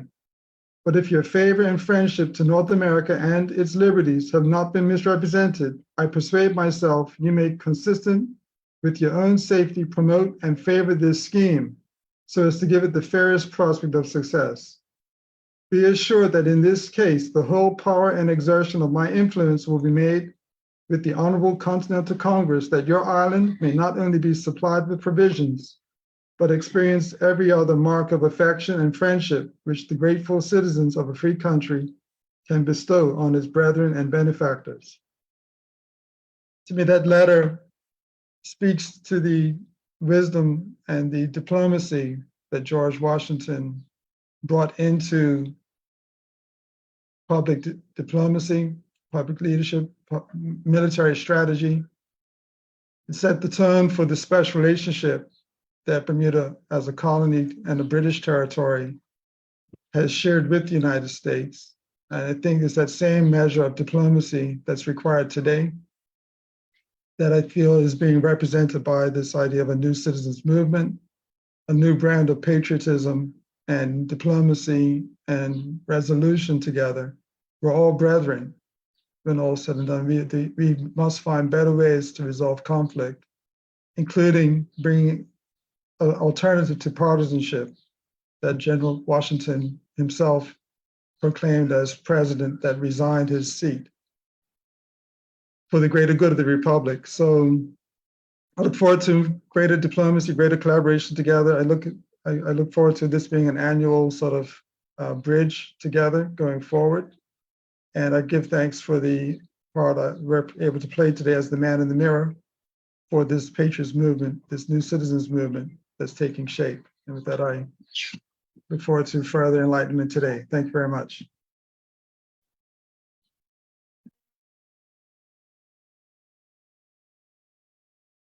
They dropped scoring, so I don't know when they dropped either.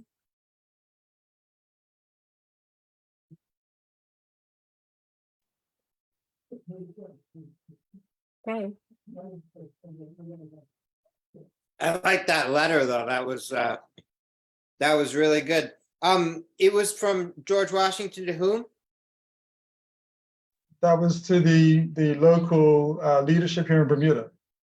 Excellent, thank you. Yeah. It was one of those turning points. You never know when you need some more ammunition. Right. And I wonder how that all transpired. It's definitely true that there's a special relationship between the two sort of organizations, if you will, that was maintained, but it never, became a U.S. territory, right? So it's very interesting. That's right. We've been playing or benefiting from both sides of the Atlantic sort of relationship, the British and the American interest, and geography somewhat dictates your economic or your political affairs. Bermuda is a convenient backdoor between both interests, the monarchy interest and the republic interest. So yeah. So it plays out today in the reinsurance world and in the transatlantic shipping and communications and aviation industries. We were just that strategic. I have been muted, yeah. Excuse me, I'm going to try to interrupt here. I'm a speaker and I've been waiting for, gosh, an hour and a half to speak. And apparently they have their system together and I'm supposed to interrupt you.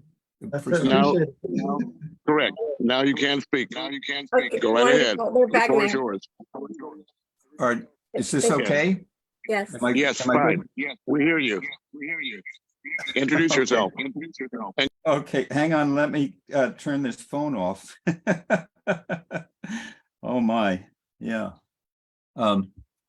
Okay, so this is good. I can't see other people, but that's okay. Okay. Let me just collect my wits here for a second. Okay, I would like to share today 4 stories about people coming together at the birth of our nation.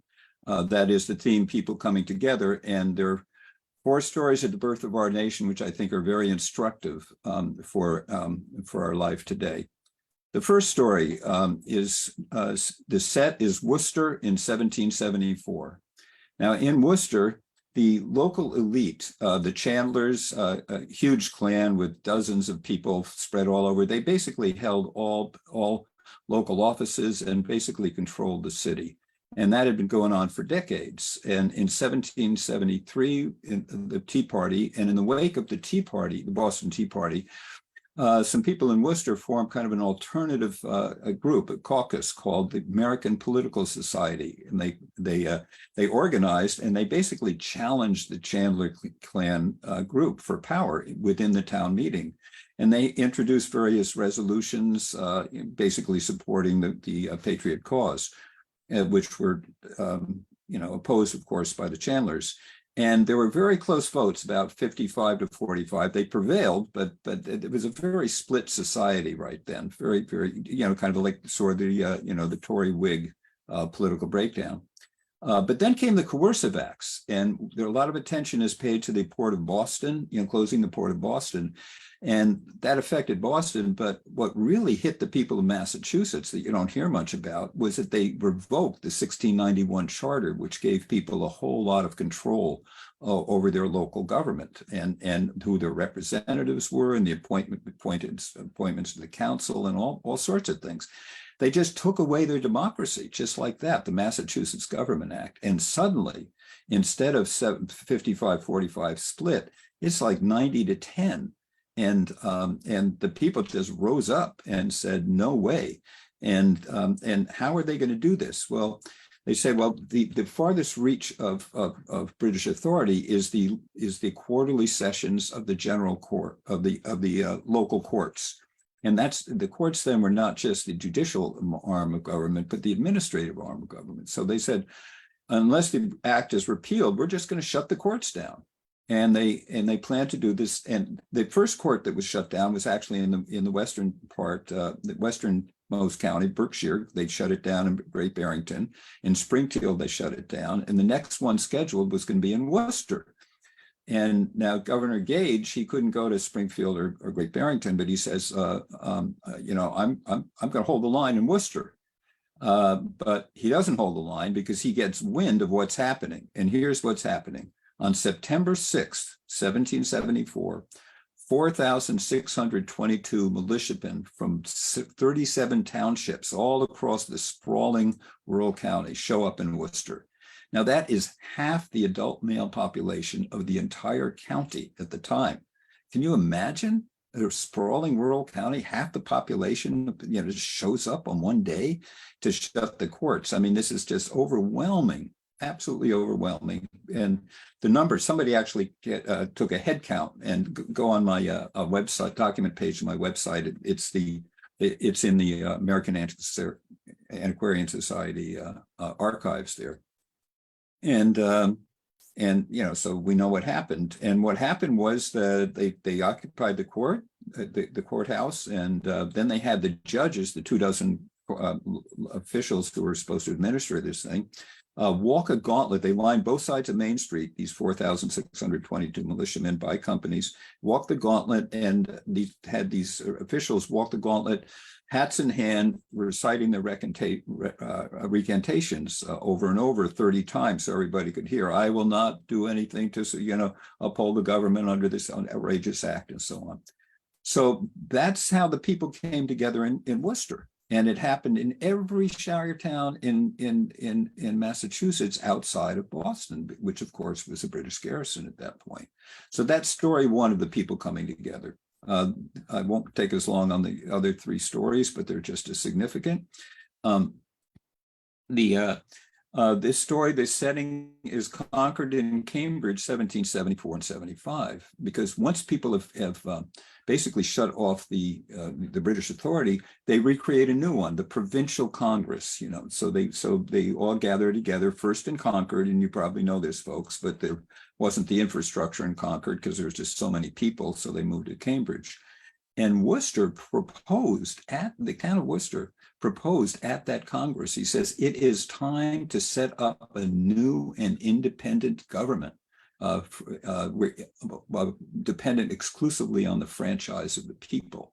So this is the first call for an independence in the colonies, and this is 6 months before Lexington and Concord, and 21 months before the Congress declares independence. And so, and then a lot of these people want to invade Boston and say, let's, before they get reinforcements, let's just attack Boston and set up our own government. But John Adams, Sam Adams, Joseph Warren, the leadership says, no, you can't do this. You can't do this because you can do it, but nobody's going to help you, because they don't want us to, other colonies don't want to be dragged into a war. So wait, just build your defenses, but don't attack. And so the second time now, in the second story, people came together, and even though the radicals wanted more, they said, okay, we'll wait, we will just defend. And sure enough, they did that.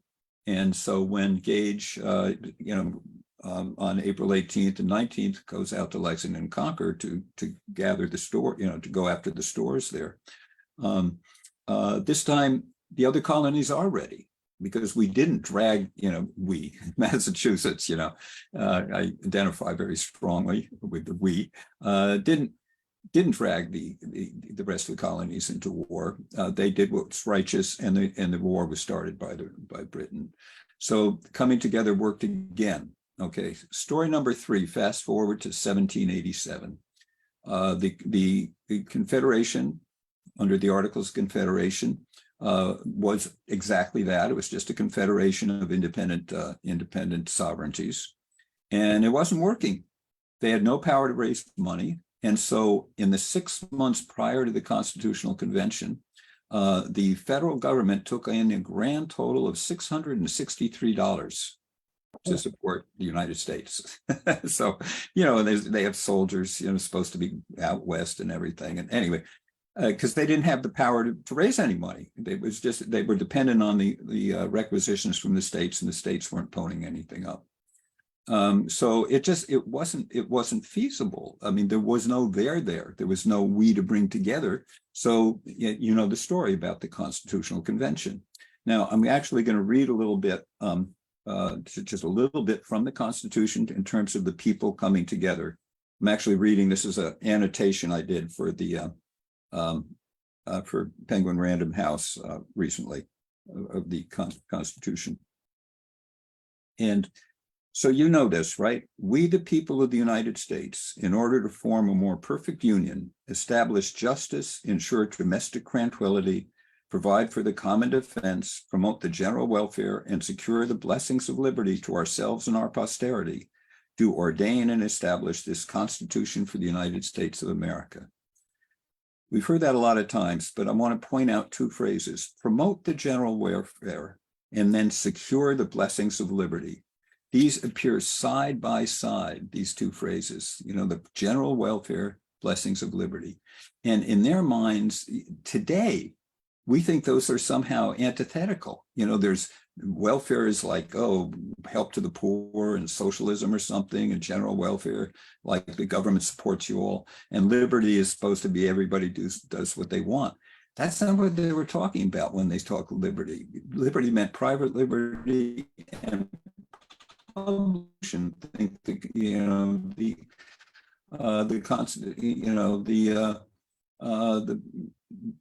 basically the Revolutionary War and the Constitution and so on like that. What they wanted, they believed that there had to be a government that was strong enough to secure liberty, and to secure liberty from the basically for the avaricious few or the mindless many.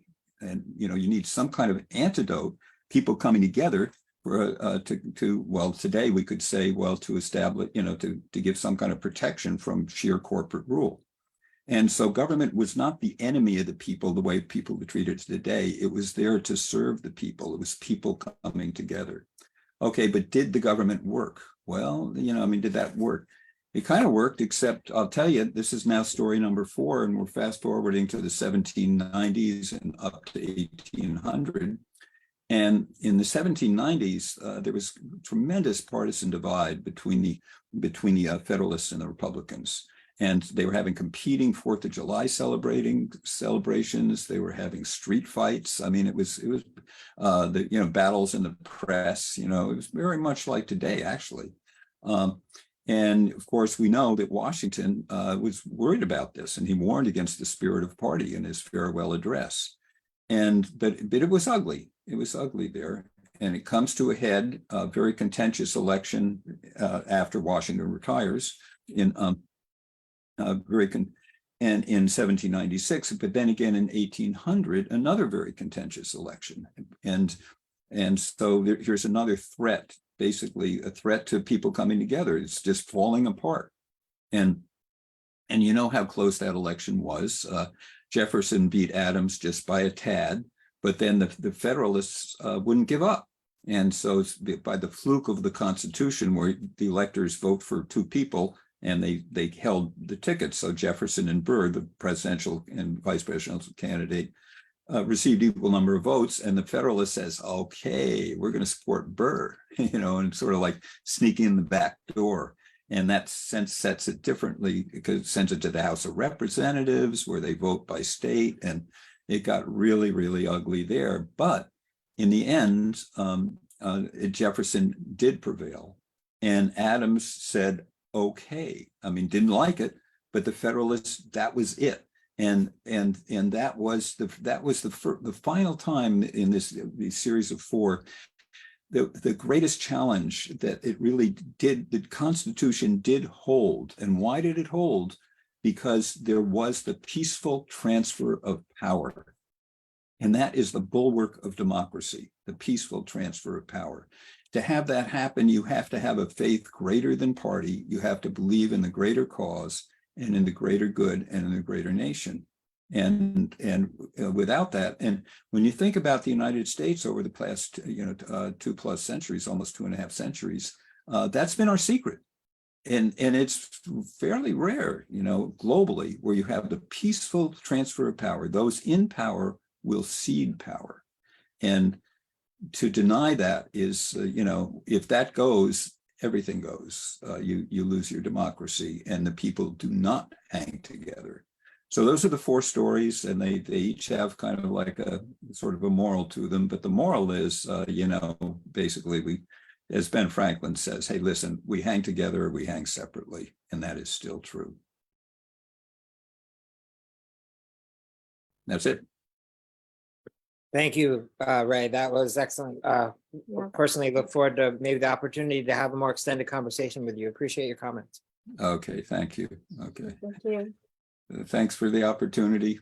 Okay. Thanks. And also I want to say thank you for inviting me to Concord, and I got a kick out of seeing everybody outside. Marie and I used to go back there every year. We have family there in Boston. Actually, for you local people, Marie's brother is Sidewalk Sam, the famous Boston street artist. You might know of him. And then I just have a kinship with Massachusetts, Worcester, of course, and it's great to sort of be in absentia in Concord and see you guys gathered there. Thank you. Thank you so much. Mm-hmm.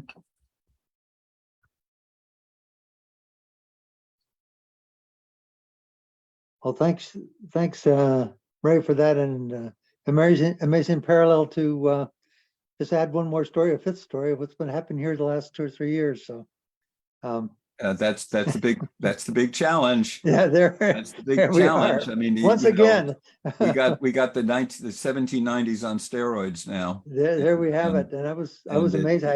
These are all new stories to me, and this is really put it what we're going through right now in context. Yeah.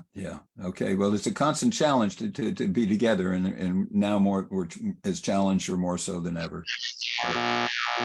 Good luck and good work for all you for your project. That's what you guys are trying to do, get people to come together. Thank you. Okay, so it sounds like we got an alien here.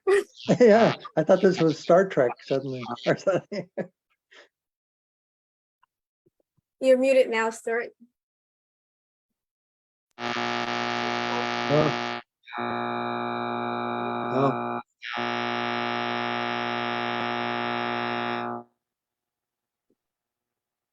Well,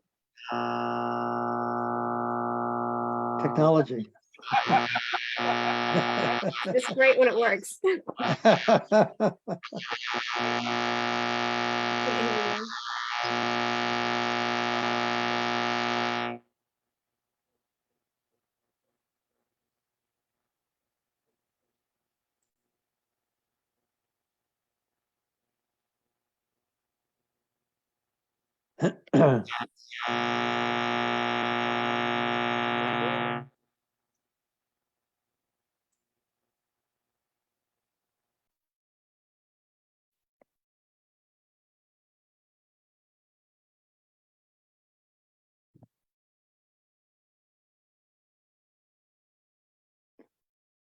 Well, Hello there. Can you see us now? now it's at least doesn't sound like aliens.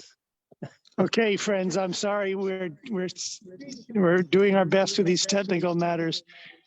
I'm next going to introduce David Kopes, who's here as a representative of the Constitution Party, and he will be filmed. And then we'll pick up the thread with Andrew, Jeff, and the others.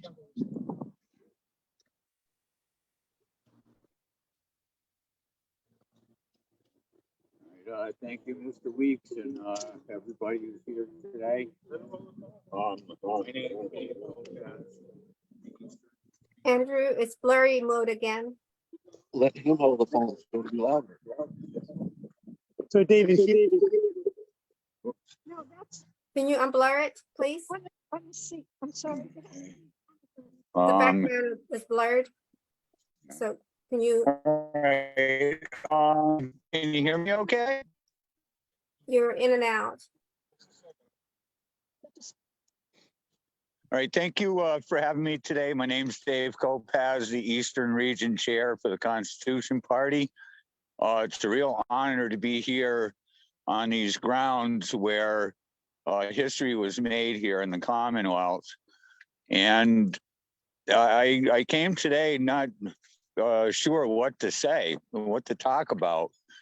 Being Patriots Day and being this close to the North Bridge, it's very inspiring to be on the ground where real patriots put down their tools of the trade, the farmers and the silversmiths, and picked up tools of liberty and met tyrants who were here to subjugate them, and met them at the bridge the way tyrants should be greeted, quite frankly.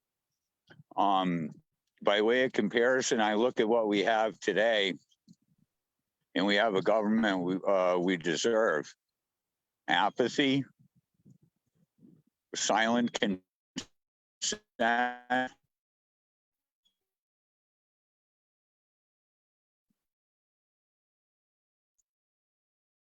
coming, they're here.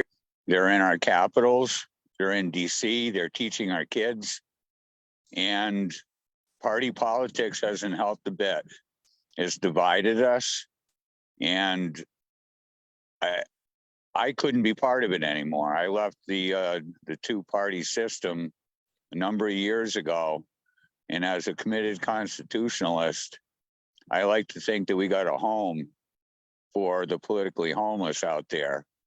For those that do have values that don't change like the party platforms that change with every election cycle, people that are in tune to their families, they're in tune to God, and they love their country. And it's those people I like to give them a home in the Constitution Party, which is probably the most apolitical political party in this nation. I don't care to hold and wave a flag, whether it's a red flag for Republicans, a blue one for Democrats. Really, the Constitution Party is it's a philosophy more than a flag. And I hope to think that we can drag every politician out there the same way the Republicans tried to out-Democrat the Democrats just to stay alive. I want both of those parties to try to out-Constitution the Constitution Party. And I accept that challenge. And today I stand before you as an absolute constitutionalist, and I will not accept anything less from my public servants. They're not my rulers, they're not my leaders, and I don't make a very good subject. So I plan on moving forward, as I said, giving those that are politically homeless a home. I want them to come, I want them to go to work. And as I said, we've lost our values. We're not a party of political slogans. We want a strong family, respect for our children, and we see what happens when you let government raise your children. We see that on the streets right now. We see it on the internet. We see kids graduating from school, they can't read and write and hate their country. I never thought I'd see the day. So it's a kind of a somber occasion to be here, but I'm inspired to stand on the grounds where true men, true patriots, Minutemen of the time helped secure the liberty in this country. I hope to revive that sentiment in every man, woman, and child in this nation. Thank you for your time. Amen.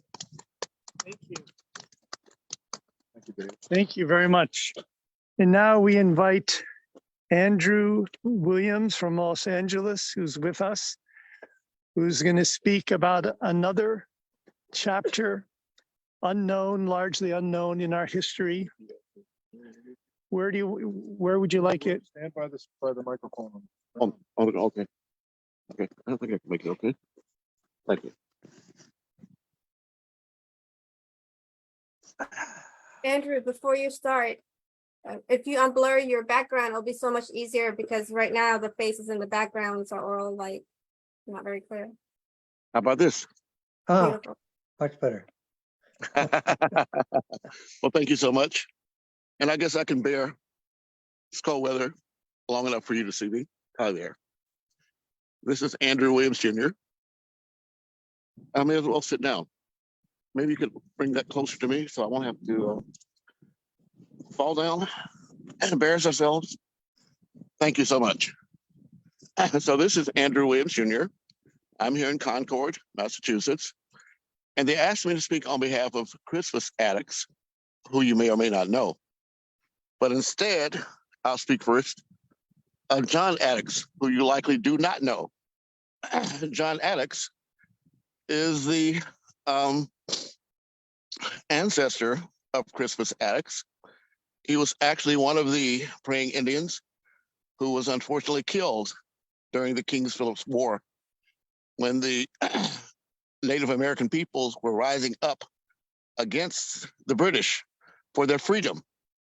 So it really is not a surprise that Christmas Addicts years later was one of those people who was agitating for his own sovereignty in the land where he had survived slavery to achieve his freedom, but yet was forced through economic challenges with the British to raise up his arms for freedom.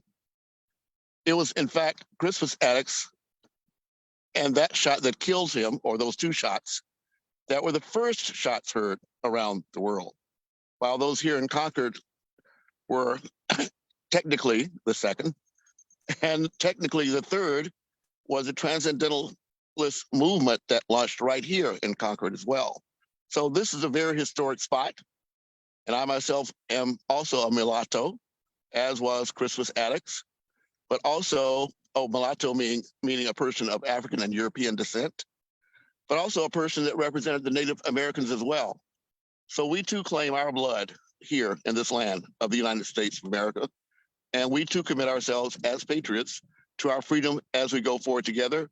But we understand that we can only do that when we work together. And so this picture of you people here on this Zoom and the people here in Concord, this is America. So thank you for letting me share this, and we look forward to connecting with you as we go forward. Back to you, Stuart Sinclair Weeks. So Huda, I'm going to invite you to introduce our monetary speakers.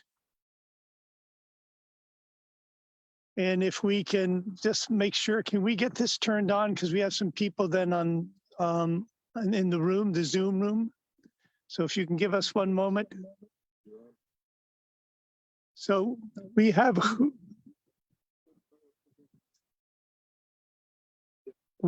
a descendant of the Queen of Sheba from Ethiopia and the High Priest Melchizedek, who has committed her life and labors to what we speak of as affecting the shift from the Great Reset to the Grand Concordian Jubilee. So I'm going to turn it over to you, Huda, to offer some words and then to introduce our other colleagues.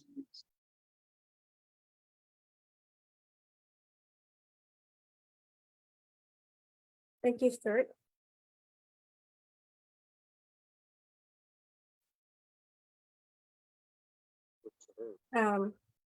Happy Patriots Day, everyone. One thing I keep hearing from everyone is our need to work with each other and to have faith with each other or trust. It just happens that we all are already using in God we trust currency, which is based on trust. And that common trust now has brought us together, because all of us who speak are speaking to that need to trust one another, and all else being consequential, meaning what the machines say, we're not living with the machines or asking from machines. We're talking to living human beings. So that original Declaration of Independence also happens to speak about the living beings and their right to have that natural law, which is a truth and the self-evident truth. And with that, I think a Kingdom Day Wisdom, which is a 3-minute video that I put in that spirit, would speak to us. I'm going to share a video with you.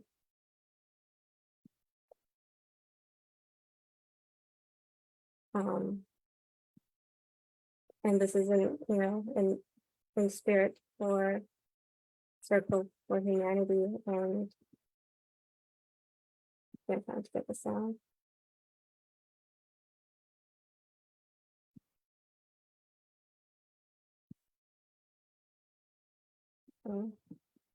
There's your message.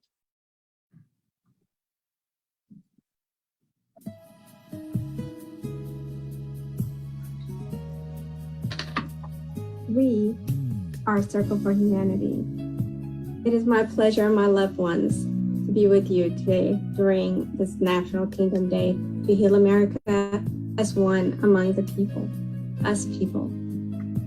We too have a dream worth sharing, sensing, visualizing, knowing, and mirroring, where our wisdoms make believers from skeptics, not doubts, where our mistakes are solved, never taxed, where our truth liberates, never taxed, where our culture is salam, never hate, where our love is asset, never debt. We celebrate Dr. Dove's original core California cultural criterion on bringing honor to Dr. Martin Luther King Jr.'s birthday holiday with our healing solution in true love on earth as in heaven's kingdom. Together, we recognize a California kingdom where all budding roses from our true universal love legions have Jubilee rites for passage, healing America to heal the world. We humanity are now gathering with each other from 4 cardinal directions in our winds. I started this journey with my own personal migration origin. From Harare, Ethiopia to Los Angeles, California, where I found myself walking in my Harari ancestors' sovereign diplomatic footsteps, interwoven with Emperors Menelik and Haile Selassie to pursue peace, partnership, and prosper allegiance. My people too are sacrificed as tribute for the war economy. It is here with Kingdom Day community that I first imagined my own American Revolution, inspired by Dr. Martin Luther King Jr.'s, Abraham Lincoln, and Declaration for Independence. I created my declaration as our dreams proven concept. bringing common sense between living Mother Earth, natural law, and American peoples. Now is our time. Connect and support our worldwide network in true mutual kindness, faith, hope, love, and recognition. We invite you to join our Jubilee Rites for Passage to the Juneteenth holiday celebration with focus on economic transformation, personal treasury, and debt forgiveness. Let us be greater, wiser together. We are truly the ones we've been waiting for. We are Circle for Humanity.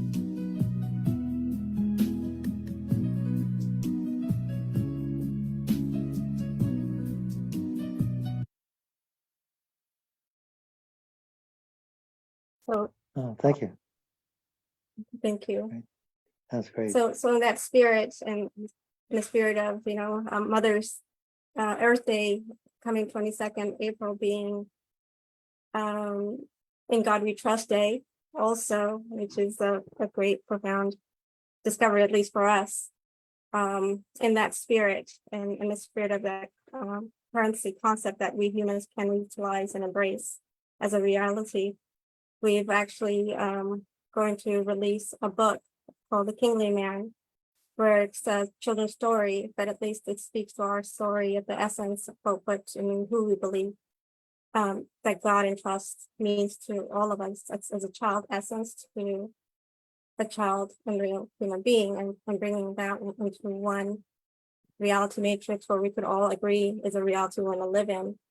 Hopefully that book launch, The Kingly Man, on the 22nd April, will be a great start to that In God We Trust Currency Recognition Day. So happy Patriots Day. Thank you for having me, and thank you for being here. Thank you. Thank you. Thank you. That's great. Stuart, back to you, or would you like me to introduce? Is Jeff here? Jeff, you're here. Yeah, I'm here. Yeah.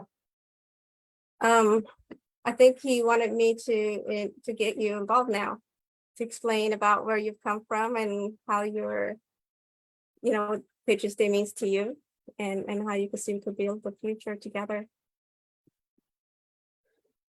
Well, thank you. Thank you very much, Huda, and thank you very much for those inspiring words.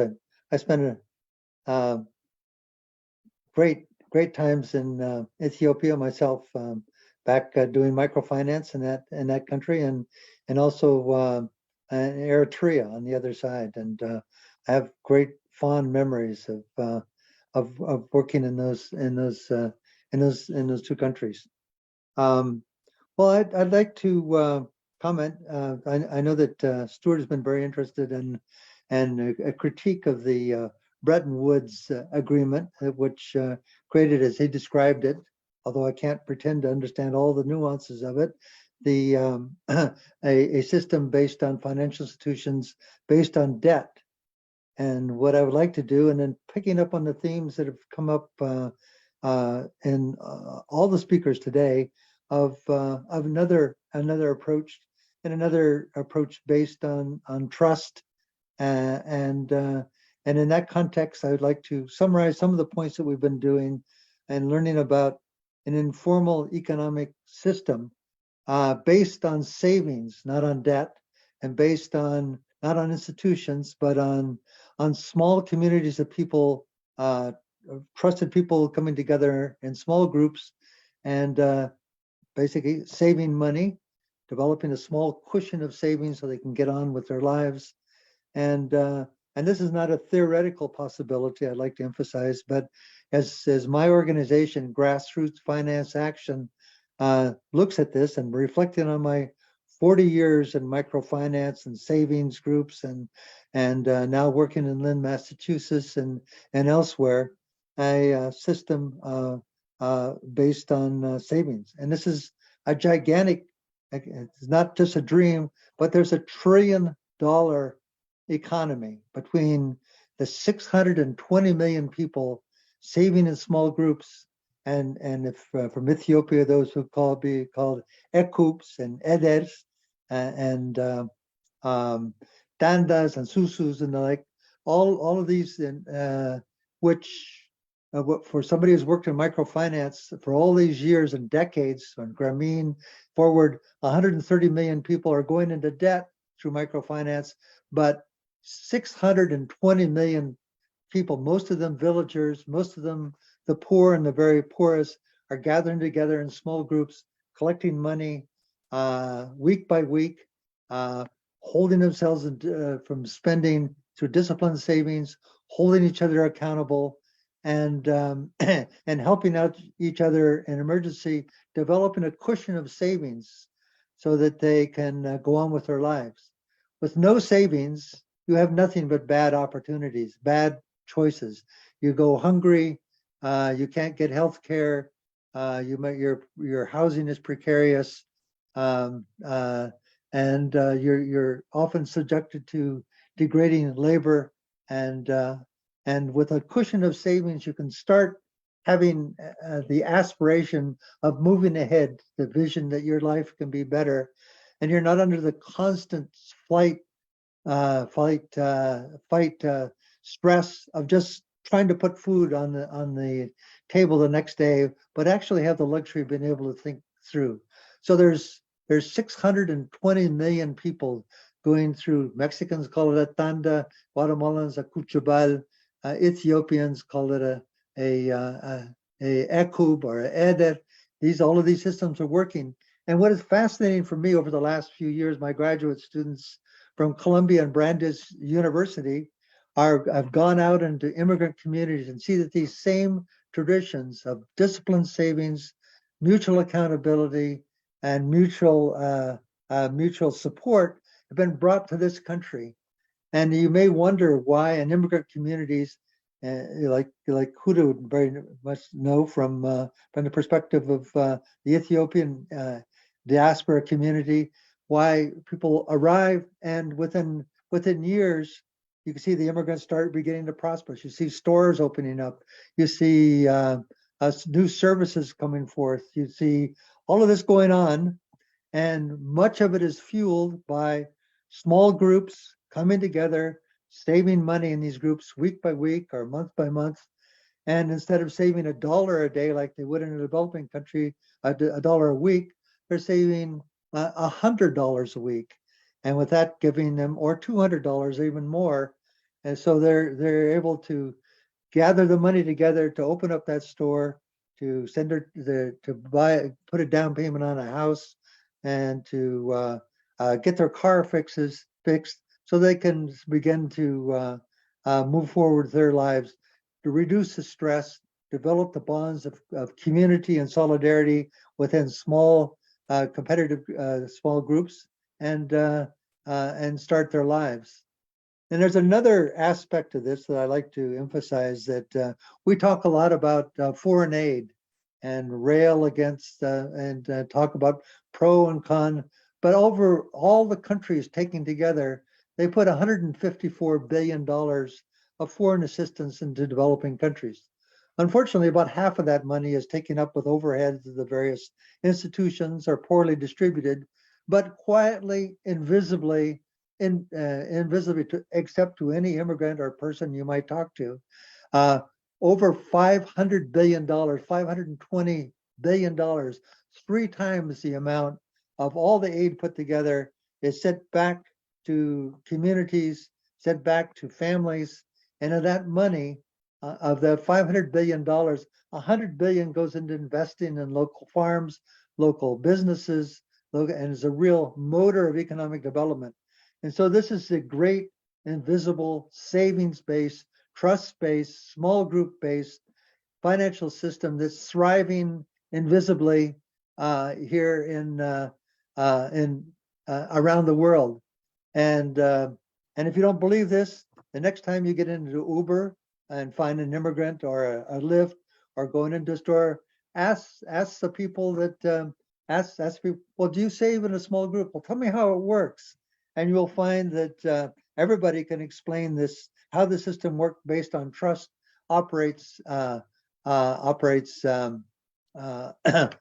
extremely well with almost 100% trust within the groups, because basically you have to do. And I'll take you to Lynn, Massachusetts, where my organization, Grassroots Action, Finance Action, in collaboration with the Latino Support Network, is trying an experiment. A lot of immigrants, Guatemalan immigrants, are part of these groups that they call cuchubales, but a lot are not. And so what we did is went in, found 3 Guatemalan immigrant women who had organized or been part of these groups for years, and said, do more of what you're already doing. Within weeks, they had formed 3 new cuchubales. And these people, by saving $200 every week, every 30 weeks, we're getting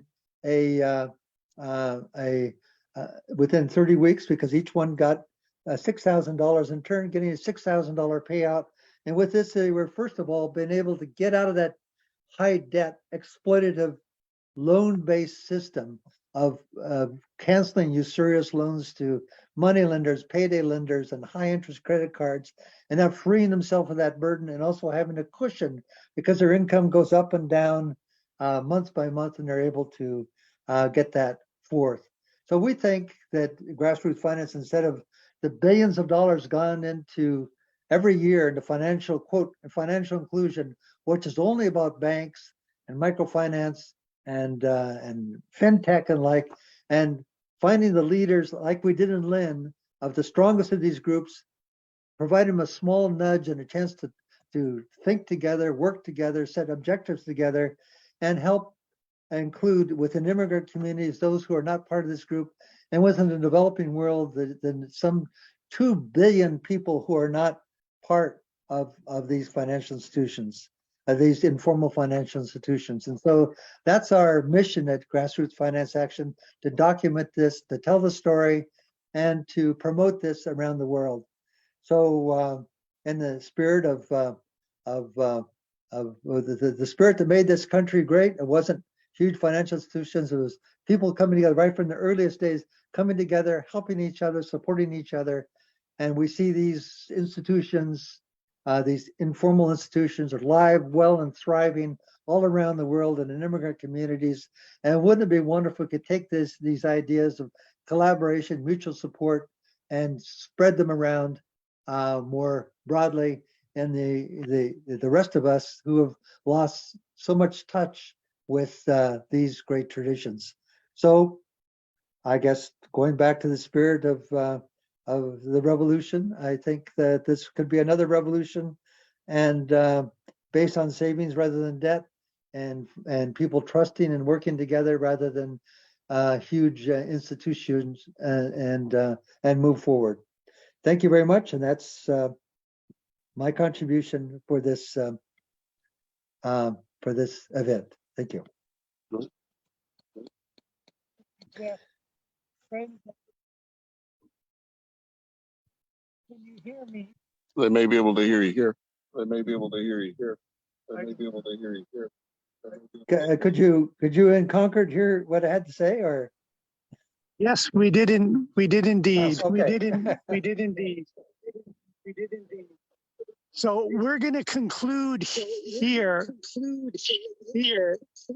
And then when we're finished with the filming here, I'm going to ask Huda to introduce any of the last monetary speakers. So friends, can we gather here in a circle, those who wish to conclude with us? I have messages from Dennis. Has Dan spoken yet?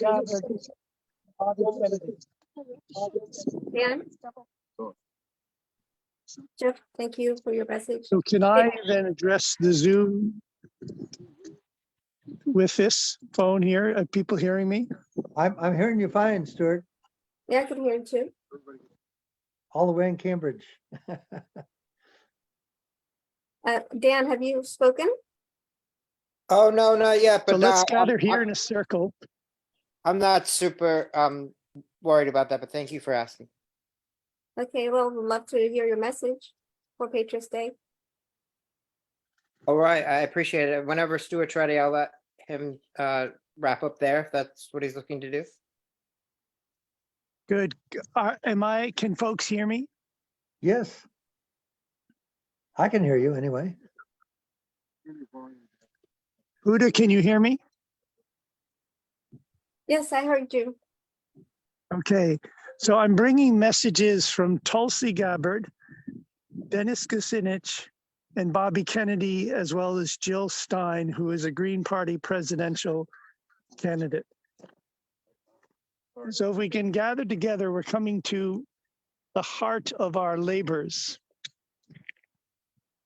And that is, as Chris Crawford, who was the Libertarian Party candidate for president, for treasurer here in Massachusetts, as Chris said, the party system isn't working. It's broken. The way we've described it is the party's over and the citizens movement has begun. It actually was over, I would say, with Washington's farewell address when he spoke of the baneful effects of the spirit of party. And with Ben Franklin's great and extensive project, his United Party of Virtue. So I have some tidings to bring. I'm going to begin with Jill Stein, who, as I mentioned, was the Green Party presidential candidate. And this is what Jill has written. Just one moment. Friends, it is an honor to send words of support to this gathering of visionaries on Patriots Day. I apologize I can't be there in person due to prior commitments, but I want to thank you so much for launching this urgently needed movement to revive the spirit of public service. In so doing, I want to acknowledge that this spirit is missing in action in so much of our public life today. In the interest of help to fix this problem, I want to connect the dots to an elephant in the room, namely the crisis of our democracy.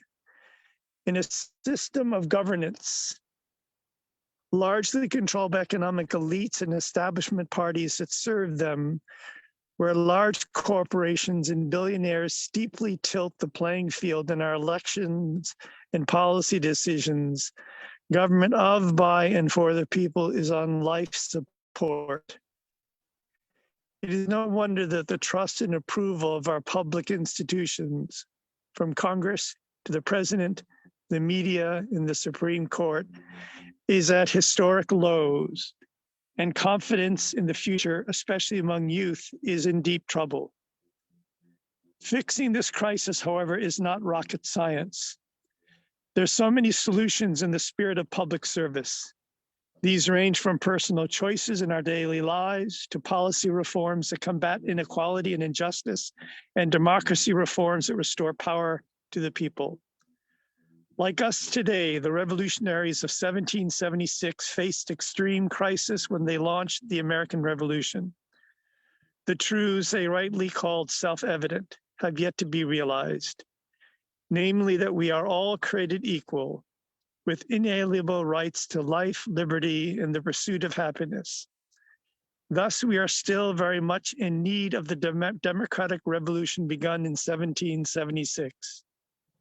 In the interest of continuing this foundational work in progress, I'm grateful to all who are rising to the call for the revival of the spirit of public service.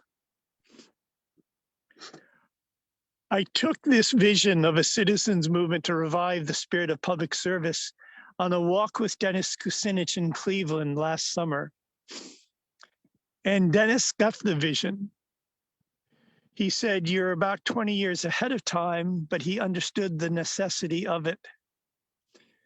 Dennis had asked me to run his first in the nation primary in 2000, and that arose after a conversation, a breakfast we had in DC. The night before he had, this is 2000, he was among a panel of presidential candidates. He was in the middle tier, and so he wasn't afforded the respect of a Bill Bradley or a John Kerry.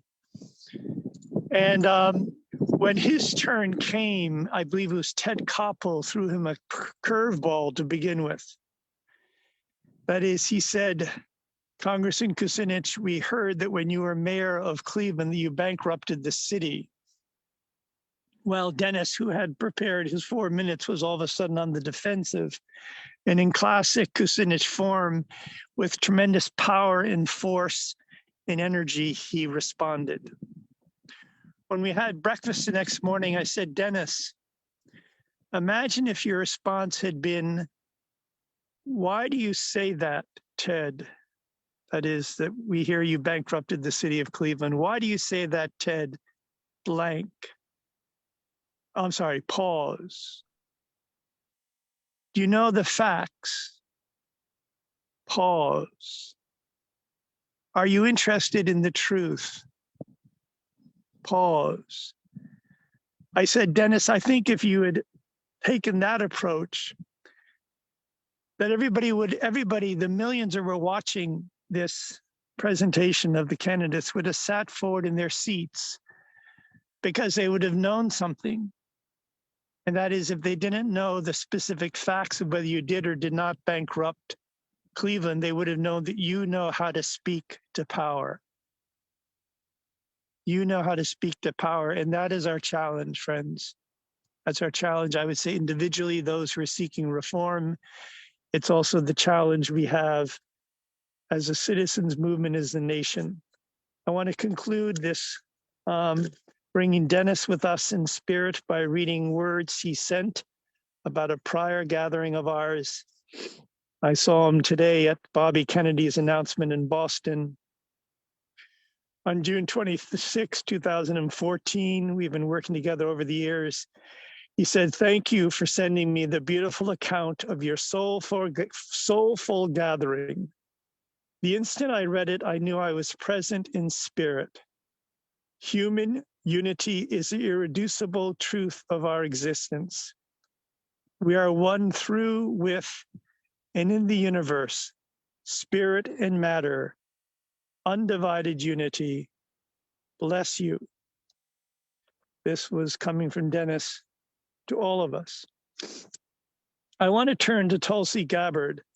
Tulsi and I had a number of conversations when she was in New Hampshire in her campaign, and they culminated in our last public presentation in the Nashville Library. I've been talking with Gabby of the importance of listening to the people. And after she had made her presentation, there was a time for question and answers. I had, as I said, quite a bit of time with her, so I thought I want to take her time. There are others who are interested, but nobody stepped forward to the microphone during the question and answer period. So I moved forward. And to Tulsi's credit, she was like 1.5 feet from the speaker, from the microphone. And I said, Tulsi, I have some words to you from your sister, Catherine Drinker Bowen, who's the author of The Miracle of Philadelphia. She wrote the book, The Miracle of Philadelphia.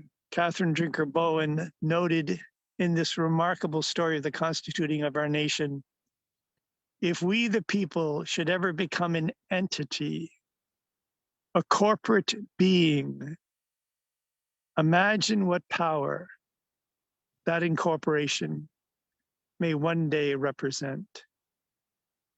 Once again, if we, the people, should ever become an entity, a corporate being, imagine what power that incorporation may one day represent. And I looked at her 1.5 feet away from me and I said, Tulsi, representatives represent, governors govern, presidents preside.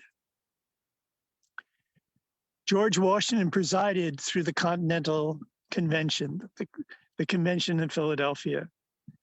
He listened for 5 months, nearly 5 months. He listened to the soul of the people with this dove that was perched on his shoulder invisibly. He listened. And I said, Tulsi, I think if there's any candidate who can get that message, can listen to the people, it is you. Listen, dear sister. And then I turned abruptly because I wanted to leave that impact.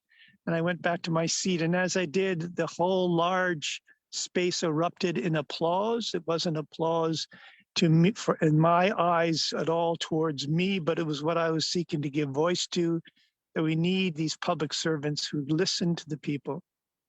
And Tulsi got that in her team. She's in Hawaii now. She couldn't be with us, but her team is very glad that we're bringing her into this gathering in spirit. This preparation for the inauguration of the citizens movement to revive the spirit of public service.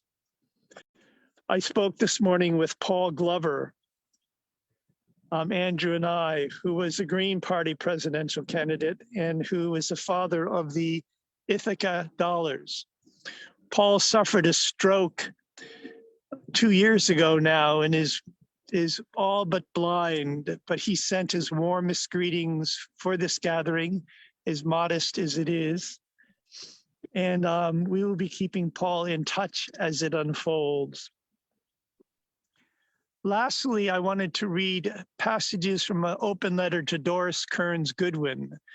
And for those who don't know, Doris worked with Kennedy, she worked with Johnson. She's the author of A Team of Rivals. About Lincoln, she wrote about biographies on Johnson and Teddy Roosevelt. She addressed both houses of Congress. She's a former Concordian. She's been a friend over the years. And I wrote her about Bobby and about Bobby's campaign. I want to just read a few passages. Bobby and I have been in touch up to his announcement pretty much every other day in terms of what's unfolding in Concord. Bobby understands the vision, and this morning, his presentation in Boston his announcement was deeply moving. Among other things, he described that, he said, in some ways, I'm up against what my father was up against. JFK quickened the spirits, but then after his assassination, a kind of despair and pall fell over the country. That the support he had from JFK had from the labor unions had virtually disappeared with Bobby. And Robert F. Kennedy Jr. went on to describe the uphill battle that Bobby was facing that we all know very well today. We're sort of at the pinnacle of that.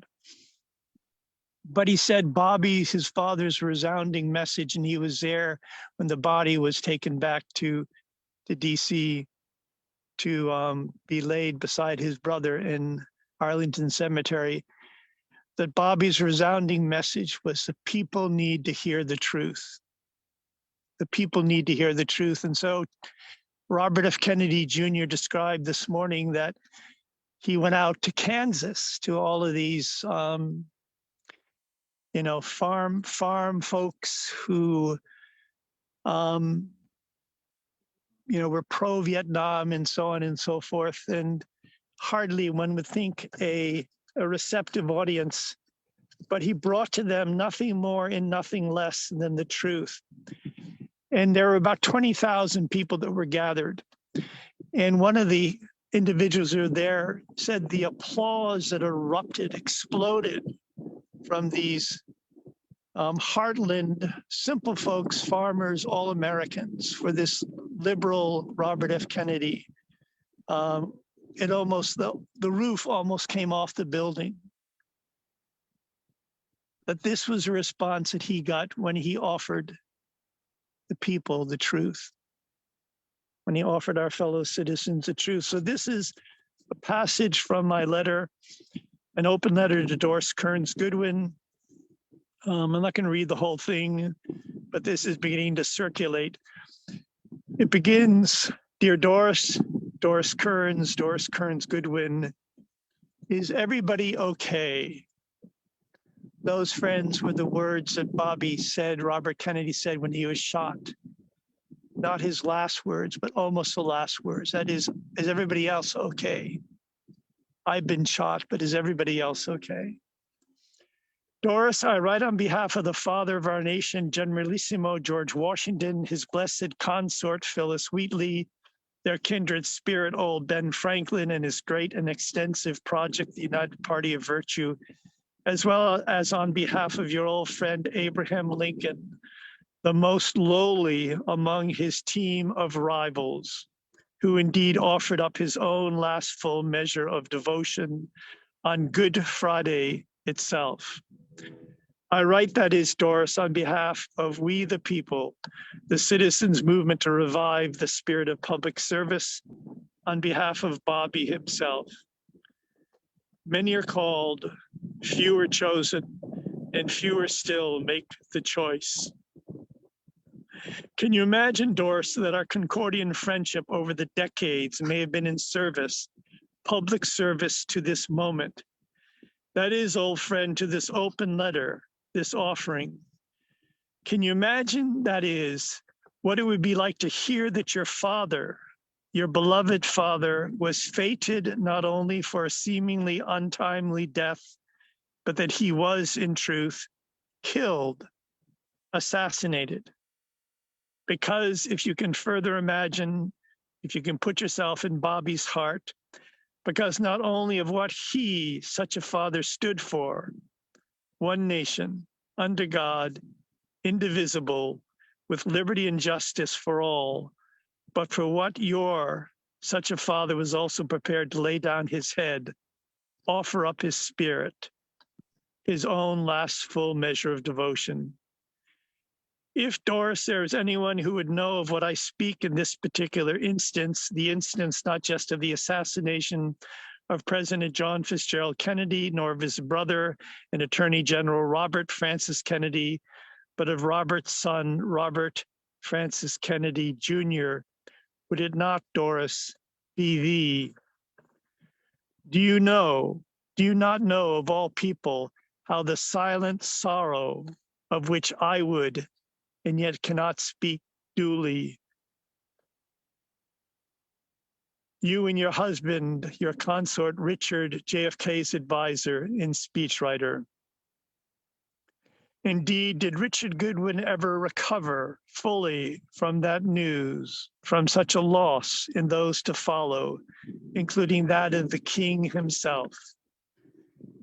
As Corin has noted, his first name was Michael, not Martin. His birth name was Michael Luther King Jr., followed by Robert, followed by brother Robert F. Kennedy. Those losses. And you, old friend, what might you say with respect to such losses, unrequited recoveries? From now on, though living outwardly and visibly on the earth, you, we, all of us will live at the same time in the realm of death. That is, in the realm of eternal life.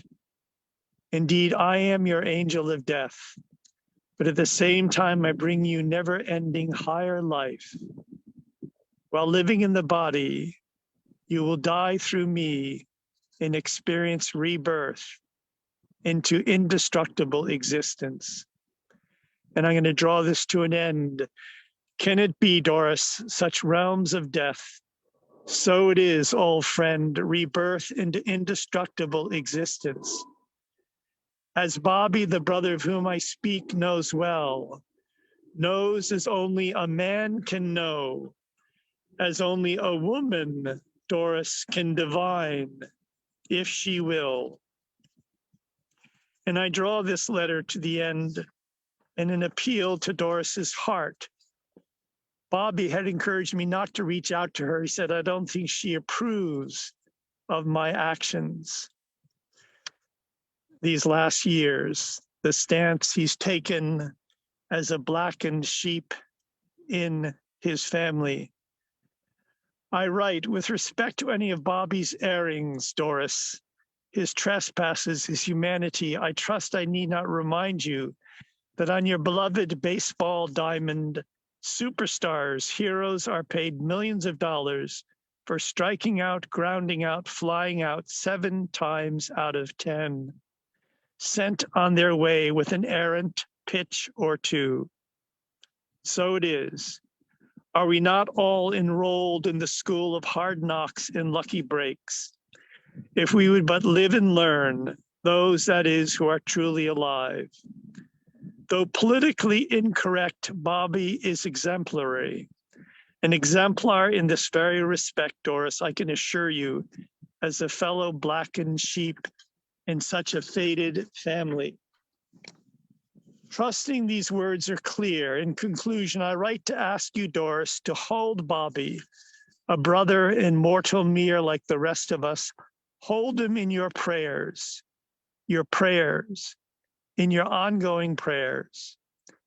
After all that Bobby has borne, may your aspiring brother be granted at long last his, that is America's inspiring voice.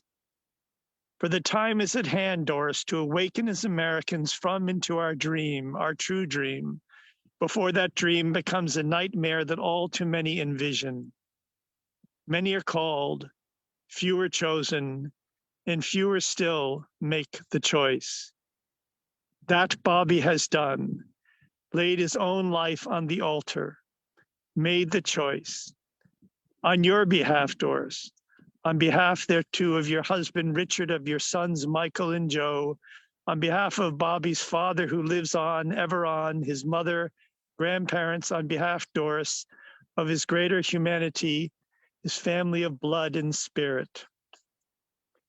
By the rude bridge that arched the flood, their flags to April's breeze unfurled, here once the embattled farmers stood and fired the shot heard round the world. This Concord hymn by Emerson ends with the verse, Spirit who made those heroes dare to die and leave their children free, bid time and nature gently spare the shaft we raise to them and thee. And friends, I end this letter to Doris, this open letter to Doris that's beginning to circulate with Robert F. Kennedy's final words. The words he uttered after he was shot were, is everybody okay? And the final words that he spoke was, everything is going to be okay. That's our calling and our mandate. And thank you, friends. We are two or more who are gathered. Thank you all for being with us. Huda may have some more colleagues who will speak to this monetary issue and build the bridge to the 4th of July, where we will be back here. We hope you'll join us.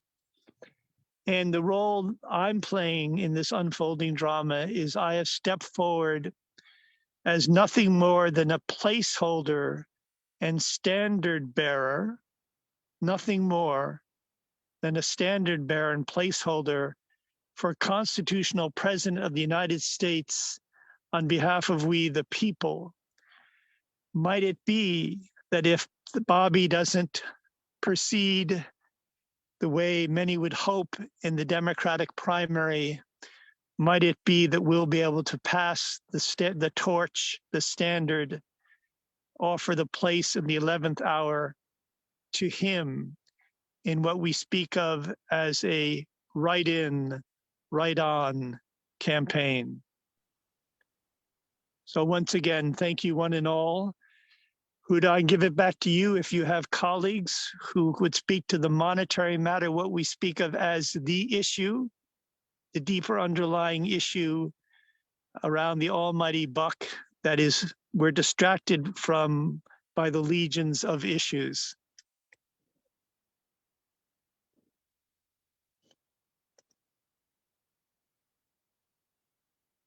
Thank you, Stuart. A lot of insights have been shared. The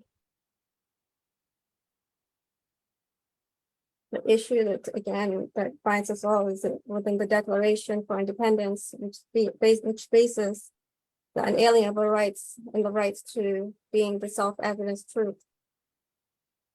And we're dealing with the "In God We Trust" currency, the unit that we are all sharing our utility currency with, and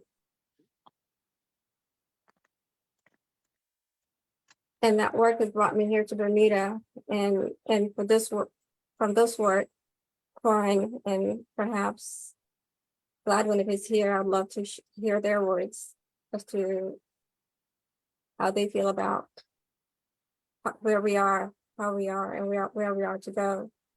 if we are to be solutions for in the position of for trustees within the Treasury living bonds arena. Fine. All right, Huda, yeah, well, every journey starts with a small step, it finishes with a small step as well,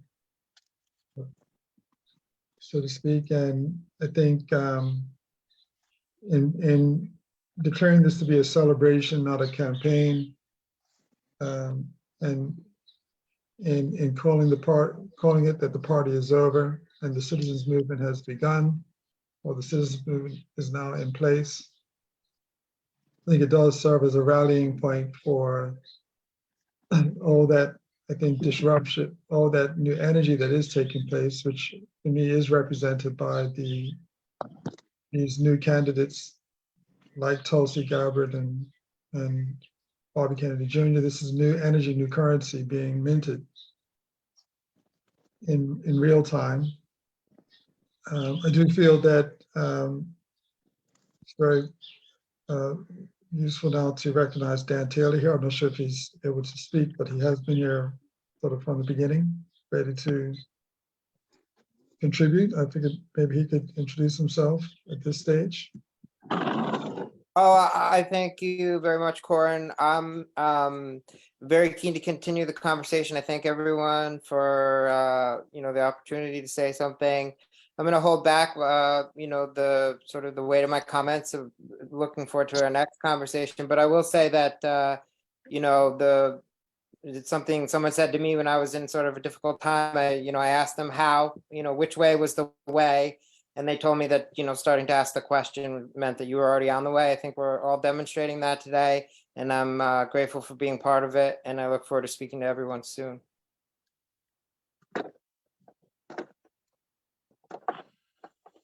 Beautiful words. Okay, thanks very much. Okay, back to you, Stuart. Thank you. Are there others, Huda, from our monetary circle that would like to offer something before we conclude? I'm not sure, Jeff, but have you said all? Corin, do we have anyone else with you? That's all we have right now. Everybody's, I think, moved on.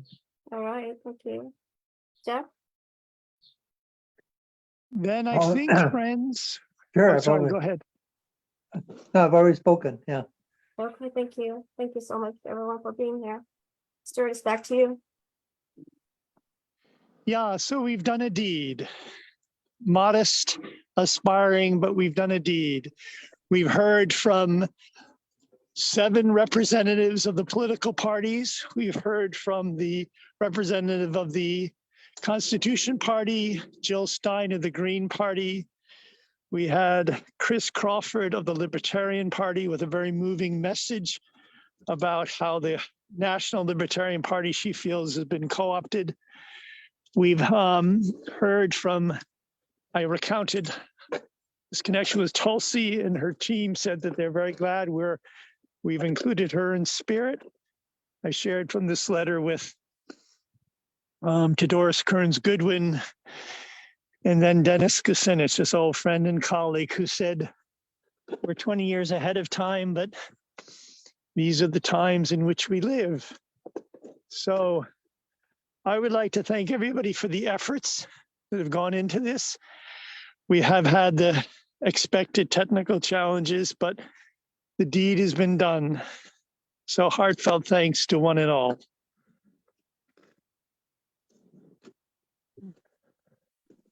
Okay. Thank you. Thank you. Thank you. I remember the Kingly Man is going to be released on the 22nd. Thank you, good night.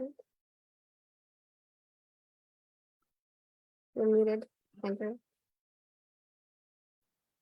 Oh, can you hear me, Huda?